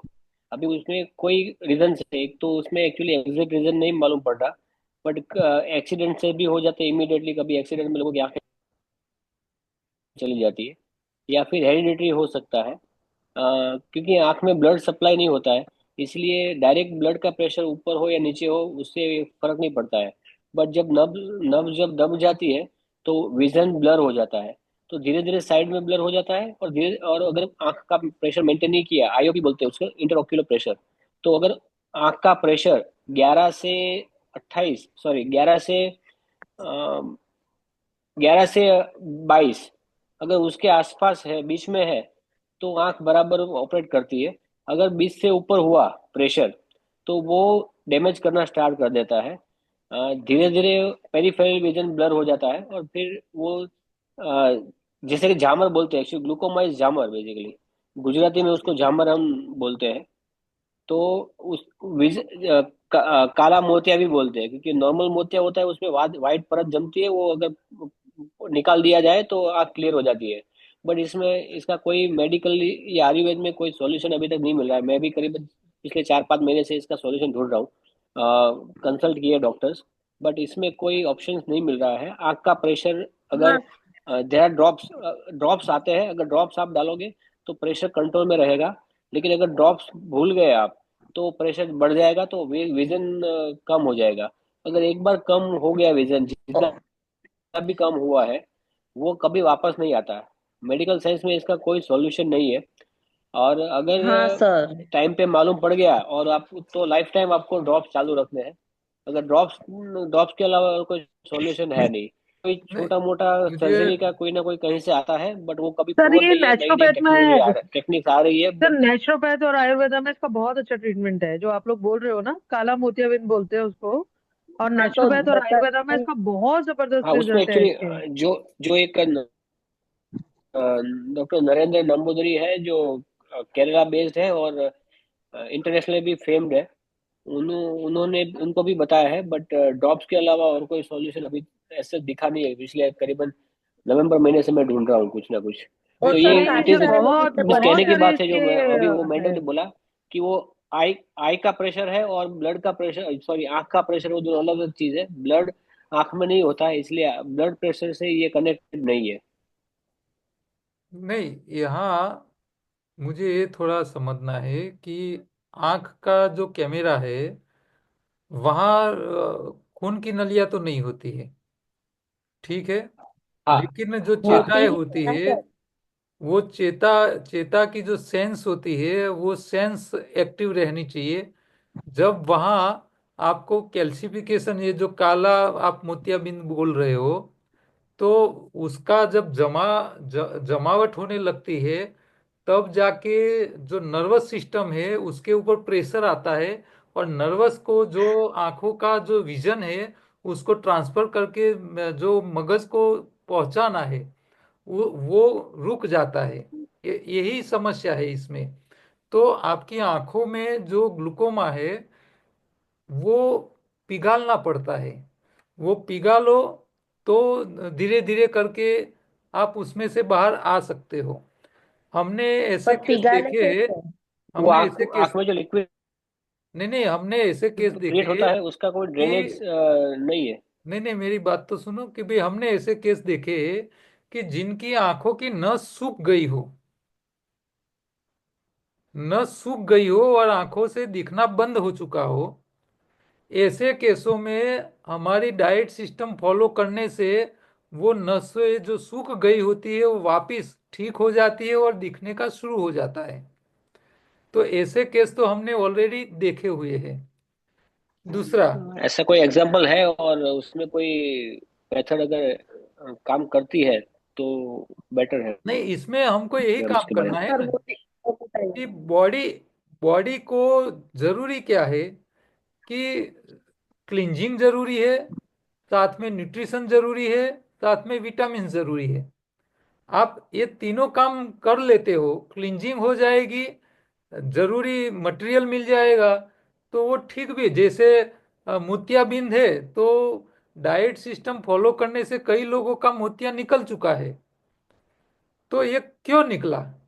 तो उन्होंने जब क्लींजिंग मटेरियल खाया तो वो जो मोतियाबिंद का जो कचरा था वो धीरे धीरे पिघल गया, निकल गया, तो देखना शुरू हो गया उन लोगों का। तो इसी तरह ये भी जो भी सिस्टम है वो धीरे धीरे इसके ऊपर इफेक्ट कर सकती है। लेकिन उसके ऊपर हमारी समस्या एक ही है कि हमारी ये जो सब पूरा कॉन्सेप्ट जो है उसके ऊपर जो क्लिनिकल रिसर्च के साथ काम होना चाहिए, और वो करने के लिए काफी बजट चाहिए। और सरकार का कोई प्रावधान नहीं है। जहाँ एजुकेशनल इंस्टीट्यूट है वो लोग इसके ऊपर कुछ कर नहीं रहे। एलोपैथी की मेडिकल कॉलेज है वो इसका ऊपर करेंगे नहीं, क्योंकि ये करेंगे तो फिर उन लोगों की समस्या आएगी, क्योंकि उनकी ट्रीटमेंट की कोई वैल्यू नहीं रहेगी। तो ये सिर्फ अनुभवजन्य जो फायदे मिले हैं इसके हिसाब से हम कह सकते हैं कि जहाँ एलोपैथी रुक जाती है वहाँ हमारी सिस्टम काम कर लेती है। देखो एक एग्जाम्पल ऐसा भी था कि अ, अमेरिका में एक डॉक्टर थे, यहाँ गुजरात के ही थे, गांधीनगर के। तो उनको ऐसी समस्या थी कि जब वो काम करते थे तो उसकी आंखों की जो लेंस है वो अपने आप गिर जाती थी और वहीं उसको सो जाना पड़ता था टेबल के ऊपर ही। और कब हो जाता वो उसका कोई कंट्रोल नहीं होता था। अब वो जो जो पेशेंट था वो खुद एमडी डॉक्टर था एलोपैथी का, वो अमेरिका में रहता था। तो उनको उनके फादर ने बताया कि भाई तुम्हारी एलोपैथी में तुम्हारी बीमारी का कोई इलाज नहीं है, तू खुद डॉक्टर है। तो ये योगाहार की जो सिस्टम है, राजेश भाई जो कोर्स चलाते हैं, जो लोगों को गाइड करते हैं, उसको तू समझ ले और उसके ऊपर तू थोड़े डाइट को एडॉप्ट कर ले। तो उन्होंने अपने डाइट को एडॉप्ट कर लिया और धीरे धीरे करके उनकी ये जो समस्या थी, जिसकी उसकी आंखों की जो ऊपर की जो पापन का जो कंट्रोल उसका चला गया था, वो सारा वापिस आ गया और ठीक हो गया। तो उनको ऐसा लगा कि भाई जहाँ एलोपैथी के पास कोई सोच नहीं है, कुछ कर नहीं सकता है, वहाँ ये रिजल्ट मिल जाता है। तो हमें करना क्या है कि मान लो कोई एग्जाम्पल हमारे पास नहीं है, तो एग्जाम्पल नहीं है तो इसका मतलब ये नहीं है कि नहीं हो सकता, उसके ऊपर हमको करना चाहिए। मेरे हिसाब से जहां जहां माइक्रो क्लिंजिंग करनी है, माइक्रो क्लिंजिंग टिश्यू और सेल का कचरा निकालना है, वहां आपको हिमालयन बेरी जैसे फल का उपयोग करना चाहिए, जिसको सी बकथॉर्न कहते हैं।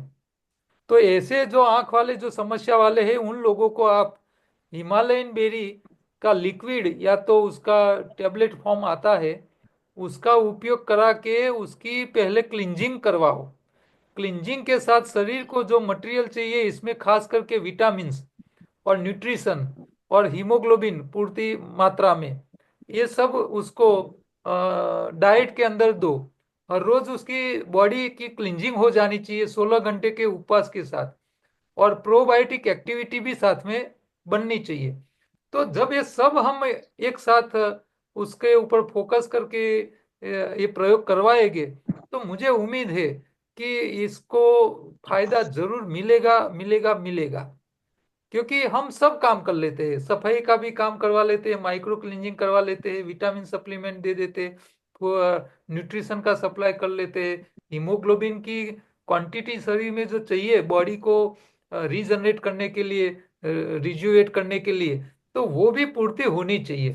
कई बार क्या होता है कि पेशेंट की शरीर में हीमोग्लोबिन का लेवल बहुत कम होता है, फिर आप कितना भी करो लेकिन वो इतनी जल्दी उसका फायदा नहीं मिलता है। सर सब सब फैक्टर को ध्यान में रख के हमको सबके ऊपर काम करके सब प्रकार का डाइट फॉलो करवा के और हर रोज अपनी बॉडी की सफाई होती रहे, उसका भी ध्यान रखवा के हम कराएंगे, तो मुझे लगता है कि भी किसी भी प्रकार की बीमारी हो तो इसमें फायदा जरूर मिल जाता है। हमने सर ऐसे केस देखे हैं कि 3 पीढ़ी, ओके। दादा कान से सुन नहीं पा रहा था, बेटा कान से सुन नहीं पा रहा था, उसका लड़का भी कान से सुन नहीं पा रहा। तो डॉक्टरों ने बोल दिया था कि हेरिडेटरी है, तो आपके वारसा में आया है ये बीमारी, आप कभी सुन नहीं पाओगे। जब उन लोगों ने डाइट बदला, तीनों लोगों ने, तो तीनों का डाइट बदल जाने के बाद तीनों का जो कान से नहीं सुन पा रहे थे, उन लोगों के कान की जो नसें सूख गई थी वो सब की चालू हो गई और तीनों लोग सुनने के काबिल हो गए थे। तो सर जो इसमें जिनके प्राणायाम भी डॉक्टर हेल्प सुन करता है रहे ना सर। थे कि ये तो वारसा में आई हुई समस्या है, उसी में से भी बाहर आ गए। सर आखना आंख के पलकों की जो आपने बात की, हाँ, तो वो अपने प्राणायाम भी उसमें हेल्प करता है। ये 10 वायुओं में से देखो एक वायु जो होती प्राणायाम है, प्राणायाम अकेला काम नहीं करेगा। अकेला नहीं सर, अकेला नहीं हाँ, करेगा। आप 10 वायु, सपोर्ट 10 वायु। सबका सपोर्ट ले सकते हो। देखो हमारा शरीर पंचकोशीय है, अन्नमय है, प्राणमय है, मनोमय है। आपको तीनों पे काम करना पड़ेगा। प्राण की भी जरूरत है, चेताओं की भी ठीक करने की जरूरत है, अन्नमय कोश की भी ठीक होने की जरूरत है। और ये सब सभी काम करेंगे जब ये तीनों कोश क्लीन हो गए, साफ हो गए, डिटॉक्स हो चुका होगा, तब ये काम करेंगे। तो पहला फोकस होना चाहिए क्लींजिंग के ऊपर, फिर आपको मेंटेनेंस के ऊपर फोकस होना चाहिए, फिर आपको प्राणमय मनोमय के ऊपर फोकस होना चाहिए। सबके ऊपर काम करो, परिणाम आपको जल्दी मिल सकता है।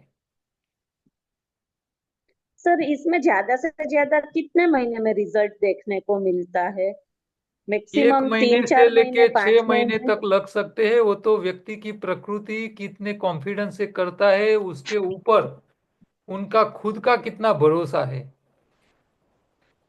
और ओके। इसके आगे उनकी आध्यात्मिक जिंदगी कैसी रही है।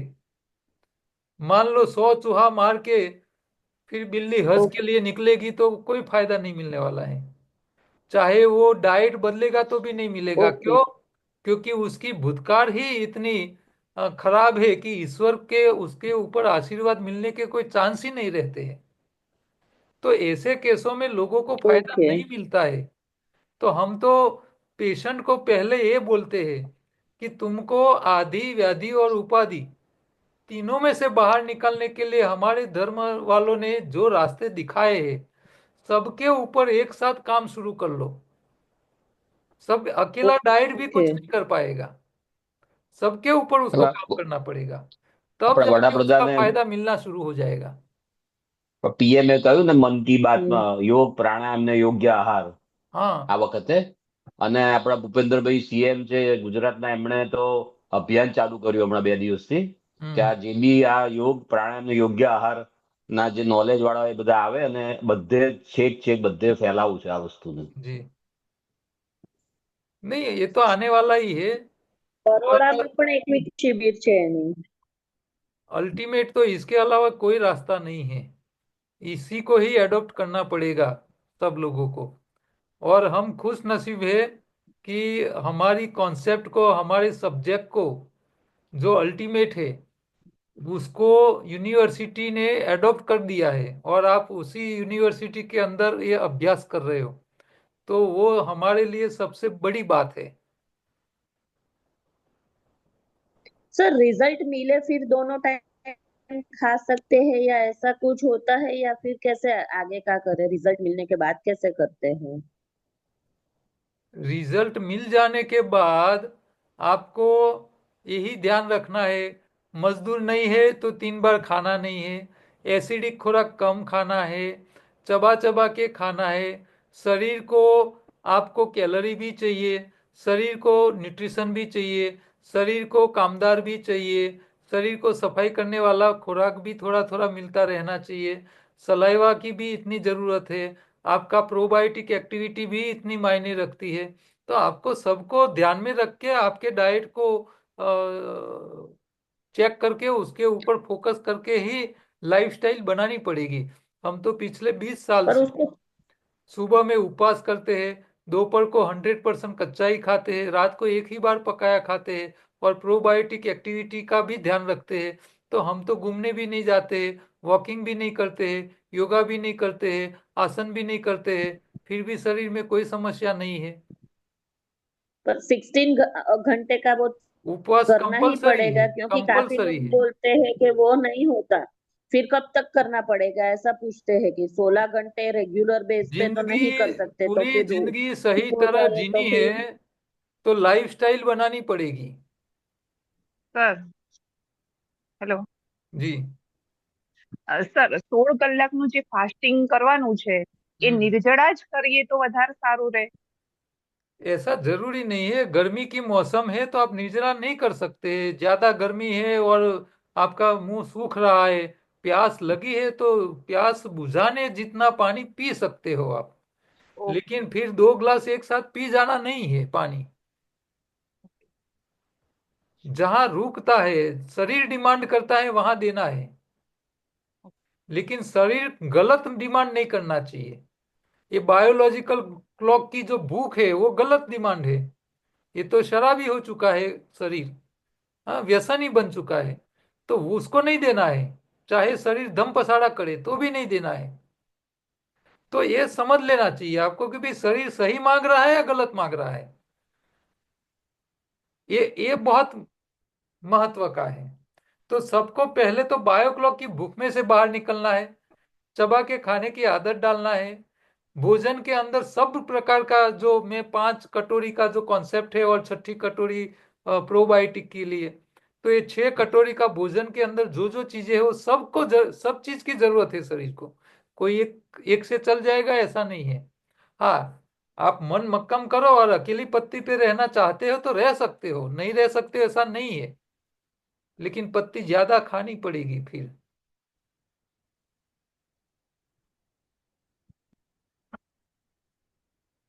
तो हम सबको बैलेंस करके चलेंगे तो अच्छा रहेगा। और लाइफस्टाइल बनाना पड़ेगा। लोग शरीर को ठीक करने के लिए एडॉप्ट कर लेते हैं, ठीक हो जाते हैं, फिर वही पुरानी डाइट सिस्टम पे आ जाता है, वापिस वही के वही आके रुक जाते हैं। उसका कोई मतलब नहीं है। अच्छा, वो कम से कम कुछ ना करे, चबा चबा के खाने की आदत डाल देंगे ना, तो वापिस वो पुरानी फूड सिस्टम पे आएंगे ना, तो भी उसको इतनी ज्यादा नुकसान नहीं होगी। लेकिन वो लोग क्या करते हैं, डाइट बदलते हैं, लाभ मिल जाता है, लेकिन चबा के खाने की आदत नहीं डालते हैं, और फिर वही वापिस फंस जाते हैं। तो बीमार वही लोग हैं जो चबा के नहीं खाते हैं। जो चबा चबा के रस करके खाते हैं वो 80-80 90-90 साल के लोग हैं। वो सुबह में चाय भी पीते हैं, तीनों टाइम पकाया भी खाते हैं, फिर भी शरीर में बीमारी नहीं है। लेकिन क्या करते हैं, सबसे बड़ा योग करते हैं वो चबा चबा के खाने का। इसीलिए उन लोगों को समस्या नहीं है। तो कच्चा नहीं खाने के बाद भी शरीर को ठीक रखने वाले लोग इस दुनिया में हैं। और वो ऐसे लोग होते हैं कि वो आध्यात्मिक लेवल पे भी वो उच्च लेवल के होते हैं। आप उनके साथ जाके बैठो ना, तो वो संतोषी जीव होते हैं, उनको मोह माया भी नहीं होती है। तब जाके उसको ईश्वर का आशीर्वाद भी मिलता है। पकाया खाने के बाद भी उन लोगों के शरीर में बीमारी नहीं होती है। क्यों? क्योंकि उसका स्वभाव, उसकी इच्छाएं, उसकी मोह लालच सब छूट गई होती है। तब जाके उनको ये फायदा मिलता है। बाकी माया जाल में फंसा हुआ है, लोभ लालच में लिपटा हुआ है, फिर वो चबा के खाएगा तो भी फंसेगा, तो भी बीमार रहेगा। क्योंकि उसकी दानत सही नहीं है, उसकी आध्यात्मिक उन्नति नहीं हुई है, इसीलिए वो लोग फंसते हैं। तो जो 80 से बड़ी उम्र वाले बीमार नहीं है ऐसे लोग, हाँ, बहुत नीतिवान होते हैं, संतोषी होते हैं, और ईश्वर में श्रद्धा रखने वाले लोग होते हैं, वही लोग बीमार नहीं होते हैं। बाकी अकेला चबा चबा के खाएगा और पकाया खाएगा, नीतिवान नहीं है, आध्यात्मिक नहीं है, ईश्वर के ऊपर भरोसा नहीं है, हाँ, तो उन लोगों को समस्या आएगी आएगी आएगी। सर यहाँ पे एक बात हमें समझने को मिलती है ना, कि जो गुस्सा करता है उनका ही बीपी बढ़ता है। तो ये मानसिक ही हो गया ना, तो वो तो सही मानसिक है ना, ही शारीरिक शुरू कर देता है। सही बात है ना, क्योंकि हाँ हाँ। गुस्सा कंट्रोल नहीं कर पाते हैं, इसीलिए तो समस्या है। तो ये यही समझने को आया ना, कि मानसिक शुरू होता है पहले, फिर शारीरिक हो जाता है। क्योंकि वो लोग धीरजवान जितनी नहीं है, बीमारियां है ना दयालु वो नहीं मन है। के साथ जुड़ी हुई है। हम्म। क्योंकि मन जिसका फास्ट है, इंद्रियों का गुलाम है, हाँ, वो लालच में आ रहा है, हाँ, दूसरा खा ले इससे ज्यादा मैं खा लूं, हाँ, उसके बाद का मैं थोड़ा खा लूं जल्दी। तो ये मन ही तो सब उसको फंसाता है ना। हाँ, धीरज नहीं है, संतोष नहीं है, हाँ, चैरिटी का भाव नहीं है, ईश्वर में श्रद्धा नहीं है, हाँ, भक्ति भाव नहीं है, हाँ, तो यही लोग फंसते हैं। दूसरे लोगों को फंसने का सवाल ही नहीं आता है। सर, ये जो आपने 16 आवर में जो निर्जला बोला सुबह का, तो उसमें सर रात को हमने खाने के बाद पानी पी लिया, फिर खा मीन्स पानी ही नहीं पीना, ऐसा हुआ ना? फिर रात को देखो, सोते टाइम हमने पानी पी लिया। देखो मैं क्या कह रहा हूँ, रात को आपने खाना खा लिया, अब मान लो आपके घर में एसी नहीं है और बाहर बाहर बहुत धूप है, आप टॉप फ्लोर पे रहे हो, आपका जो दाबा है वो ज़्यादा गर्म हो रहा है, जो आपके पंखे की हवा भी गर्म हवा डाल रही है। अब गर्मी की मौसम में रात को 2 बजे आपको प्यास लगी है, तो क्या करोगे? नहीं पियोगे। इन शॉर्ट सर, जे भूख के जैसा है कि एकदम तरस बहुत ज्यादा प्यास लगे तब भी पीना है। हाँ, जब ओके। शरीर डिमांड करता है तब देना है, लेकिन शरीर जो डिमांड कर रहा है वो व्यसन के तौर पे नहीं होनी चाहिए, बस बायो क्लॉक के जरिए नहीं होनी चाहिए। ये ध्यान रखना है आपको। और सर फिर जो ग्रीन जूस है वो 16 घंटे के बाद हमें ग्रीन जूस पहले पीना है। पहले जूस इसीलिए पीना है क्योंकि आपने 16 घंटा खाया पिया नहीं है, आपको जोरों की प्यास लगी है, भूख लग चुकी है। अब उस टाइम आप लिक्विड की जगह सॉलिड भोजन खाओगे तो डाइजेस्ट कैसे होगा, मुंह में सलाइवा कैसे आएगी? तो जो भोजन आसानी से पच सके, शरीर उसको एब्जॉर्ब कर सके, वो तो लिक्विड ही है। तो लिक्विड हमारे लिए सबसे अच्छा है। तो जो लोग 16 घंटा उपवास करते हैं वो लोग पहले ग्रीन चटनी की जगह ग्रीन जूस बना दे उसका, और पहले पी ले। तो इसके शरीर में वॉल्यूम पानी का आ जाएगा, फिर खाने के टाइम उसकी सलाइवा भी बनेगी। और शरीर में पानी का प्रमाण कम है, फिर वो खाने बैठेगा तो सलाइवा बनेगी नहीं, और सलाइवा नहीं बनेगी तो जो खाएगा वो अच्छी तरह डाइजेस्ट नहीं हो पाएगा। तो गर्मी के मौसम में आपको ये 6 कटोरी का जो कॉन्सेप्ट है, इसमें ग्रीन चटनी उसको आपको पानी में डाल के मिक्स करके लिक्विड करके पहले पी लेना है। इसके बाद 15-20 मिनट, आधा घंटा या तो 1 घंटे के बाद फिर बाकी का सारा भोजन आपको धीरे धीरे चबा के खाना है। तो जब आपके खून में पूर्णतः लिक्विड पानी का प्रमाण आ जाएगा, फिर सलाइवा भी बनेगी और स्टमक में रस भी, डाइजेस्ट करने के लिए पाचक रस भी अच्छी तरह बन पाएंगे। हाँ, और अकेला सॉलिड भोजन खाओगे तो फिर दिक्कत आएगी, डाइजेस्ट भी नहीं होगा। रस भी, पाचक रस पैदा नहीं होगे, सलाइवा मुंह में नहीं आएगी। फिर मुंह छिल ये सॉलिड भोजन खाने से फिर छाले पड़ेगी मुंह में। तो ये भी गर्मी के मौसम में आपको थोड़ा ध्यान रखना पड़ेगा। ठीक है, तो अब हम यहाँ खत्म करते हैं अपना इस सेशन को। आ, परसों दोबारा मिलेंगे। उस टाइम हम कौन से बीमारी पे जाने वाले हैं? ओबेसिटी हो चुकी, डायबिटीज हो सर गई, बीपी हो थायराइड गई, करवाना। मानसिक हो गई, आ, आज जॉइंट पेन वाली हो गई। सर अब थायराइड करवाना। जो जो जो बाकी है वो सब परसों आप याद कराना, तो एक एक करके हम लेते रहेंगे। ठीक है સર जी। સર તમે વોટ્સઅપ નો રિપ્લાય કદાચ આપી નથી શકતા કે ફોન ઉપર, એટલે આ મારે ક્વેશ્ચન અહીંયા પૂછવો પડે છે તમને કે સર આપણે ગાંધી નેશનલ એકેડેમી માંથી નેચરોપેથી નો કોર્સ એનડીડીવાય કરી શકાય? कर ही शकाय ना, आपको सीखना સારું है છે ને? पढ़ना है तो करना हाँ। चाहिए। लेकिन अच्छा। आपको ध्यान ये रखना है कि नेचुरोपैथी का कोर्स करो, हाँ। ने का कोई दिक्कत नहीं है, लेकिन उस जो कॉन्सेप्ट के साथ वो ट्रीटमेंट कर रहे हैं वो कितनी सही है गलत है वो आपको देख के ही आगे बढ़ना है। उन्होंने पढ़ा, आपने यहाँ हमारे साथ अपने कॉन्सेप्ट को पढ़ लिया, फिर वो पढ़ने जाओगे, फिर वहाँ कंफ्यूजन हो जाए, फिर आप उसी रास्ते चलने जाओगे तो फिर दूसरे डॉक्टर जैसी हालत आपकी हो जाएगी। आपको अपनी जो नॉलेज है उसको आगे रख के वो नॉलेज का सदुपयोग करना है आपको। सर आपने भी शायद वहीं से किया था ना सर, गांधी नेशनल एकेडमी? हमने ये all India nature care federation का था, गांधी आश्रम से हुआ था। ગાંધી, અચ્છા એવું હતું, ઓકે। गांधी आश्रम। આ लेकिन દિલ્હીનું वो છે कोई સર। मतलब नहीं है, नेचुरोपैथी का जो भी कोर्स है ना हाँ। वो सिर्फ बॉडी डिटॉक्स करने के लिए सही है, ओके। बॉडी को ठीक करने के लिए कुछ नहीं है। ओके।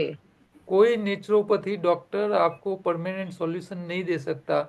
क्यों? क्योंकि नेचुरोपैथी के अंदर डाइट के बारे में कुछ पढ़ाया नहीं जाता है।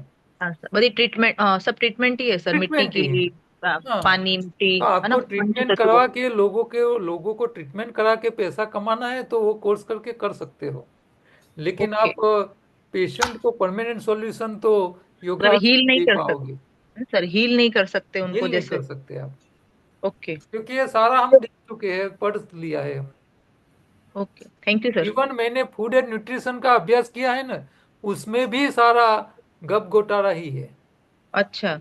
हाँ, वो भी ऐसा ही है। બેન આ ઓકે સર। ઓનલાઈન કોર્સ અહીંયા ગાંધી નેશનલ એકેડેમી તમે કહો છો એ? नहीं, वो हाँ हाँ, तो सेंटर बंद हो चुका है। ना ऑनलाइन गांधी आश्रम चालू। अभी रीडेवलप हो रहा है ना, तो वो सारी संस्थाएं बंद हो गई, सब कुछ। नहीं सर, अब ऑनलाइन करावे છે સર એ લોકો। वो पता नहीं है मुझे अब क्या है। हाँ, ठीक थैंक यू सर। है, ओके।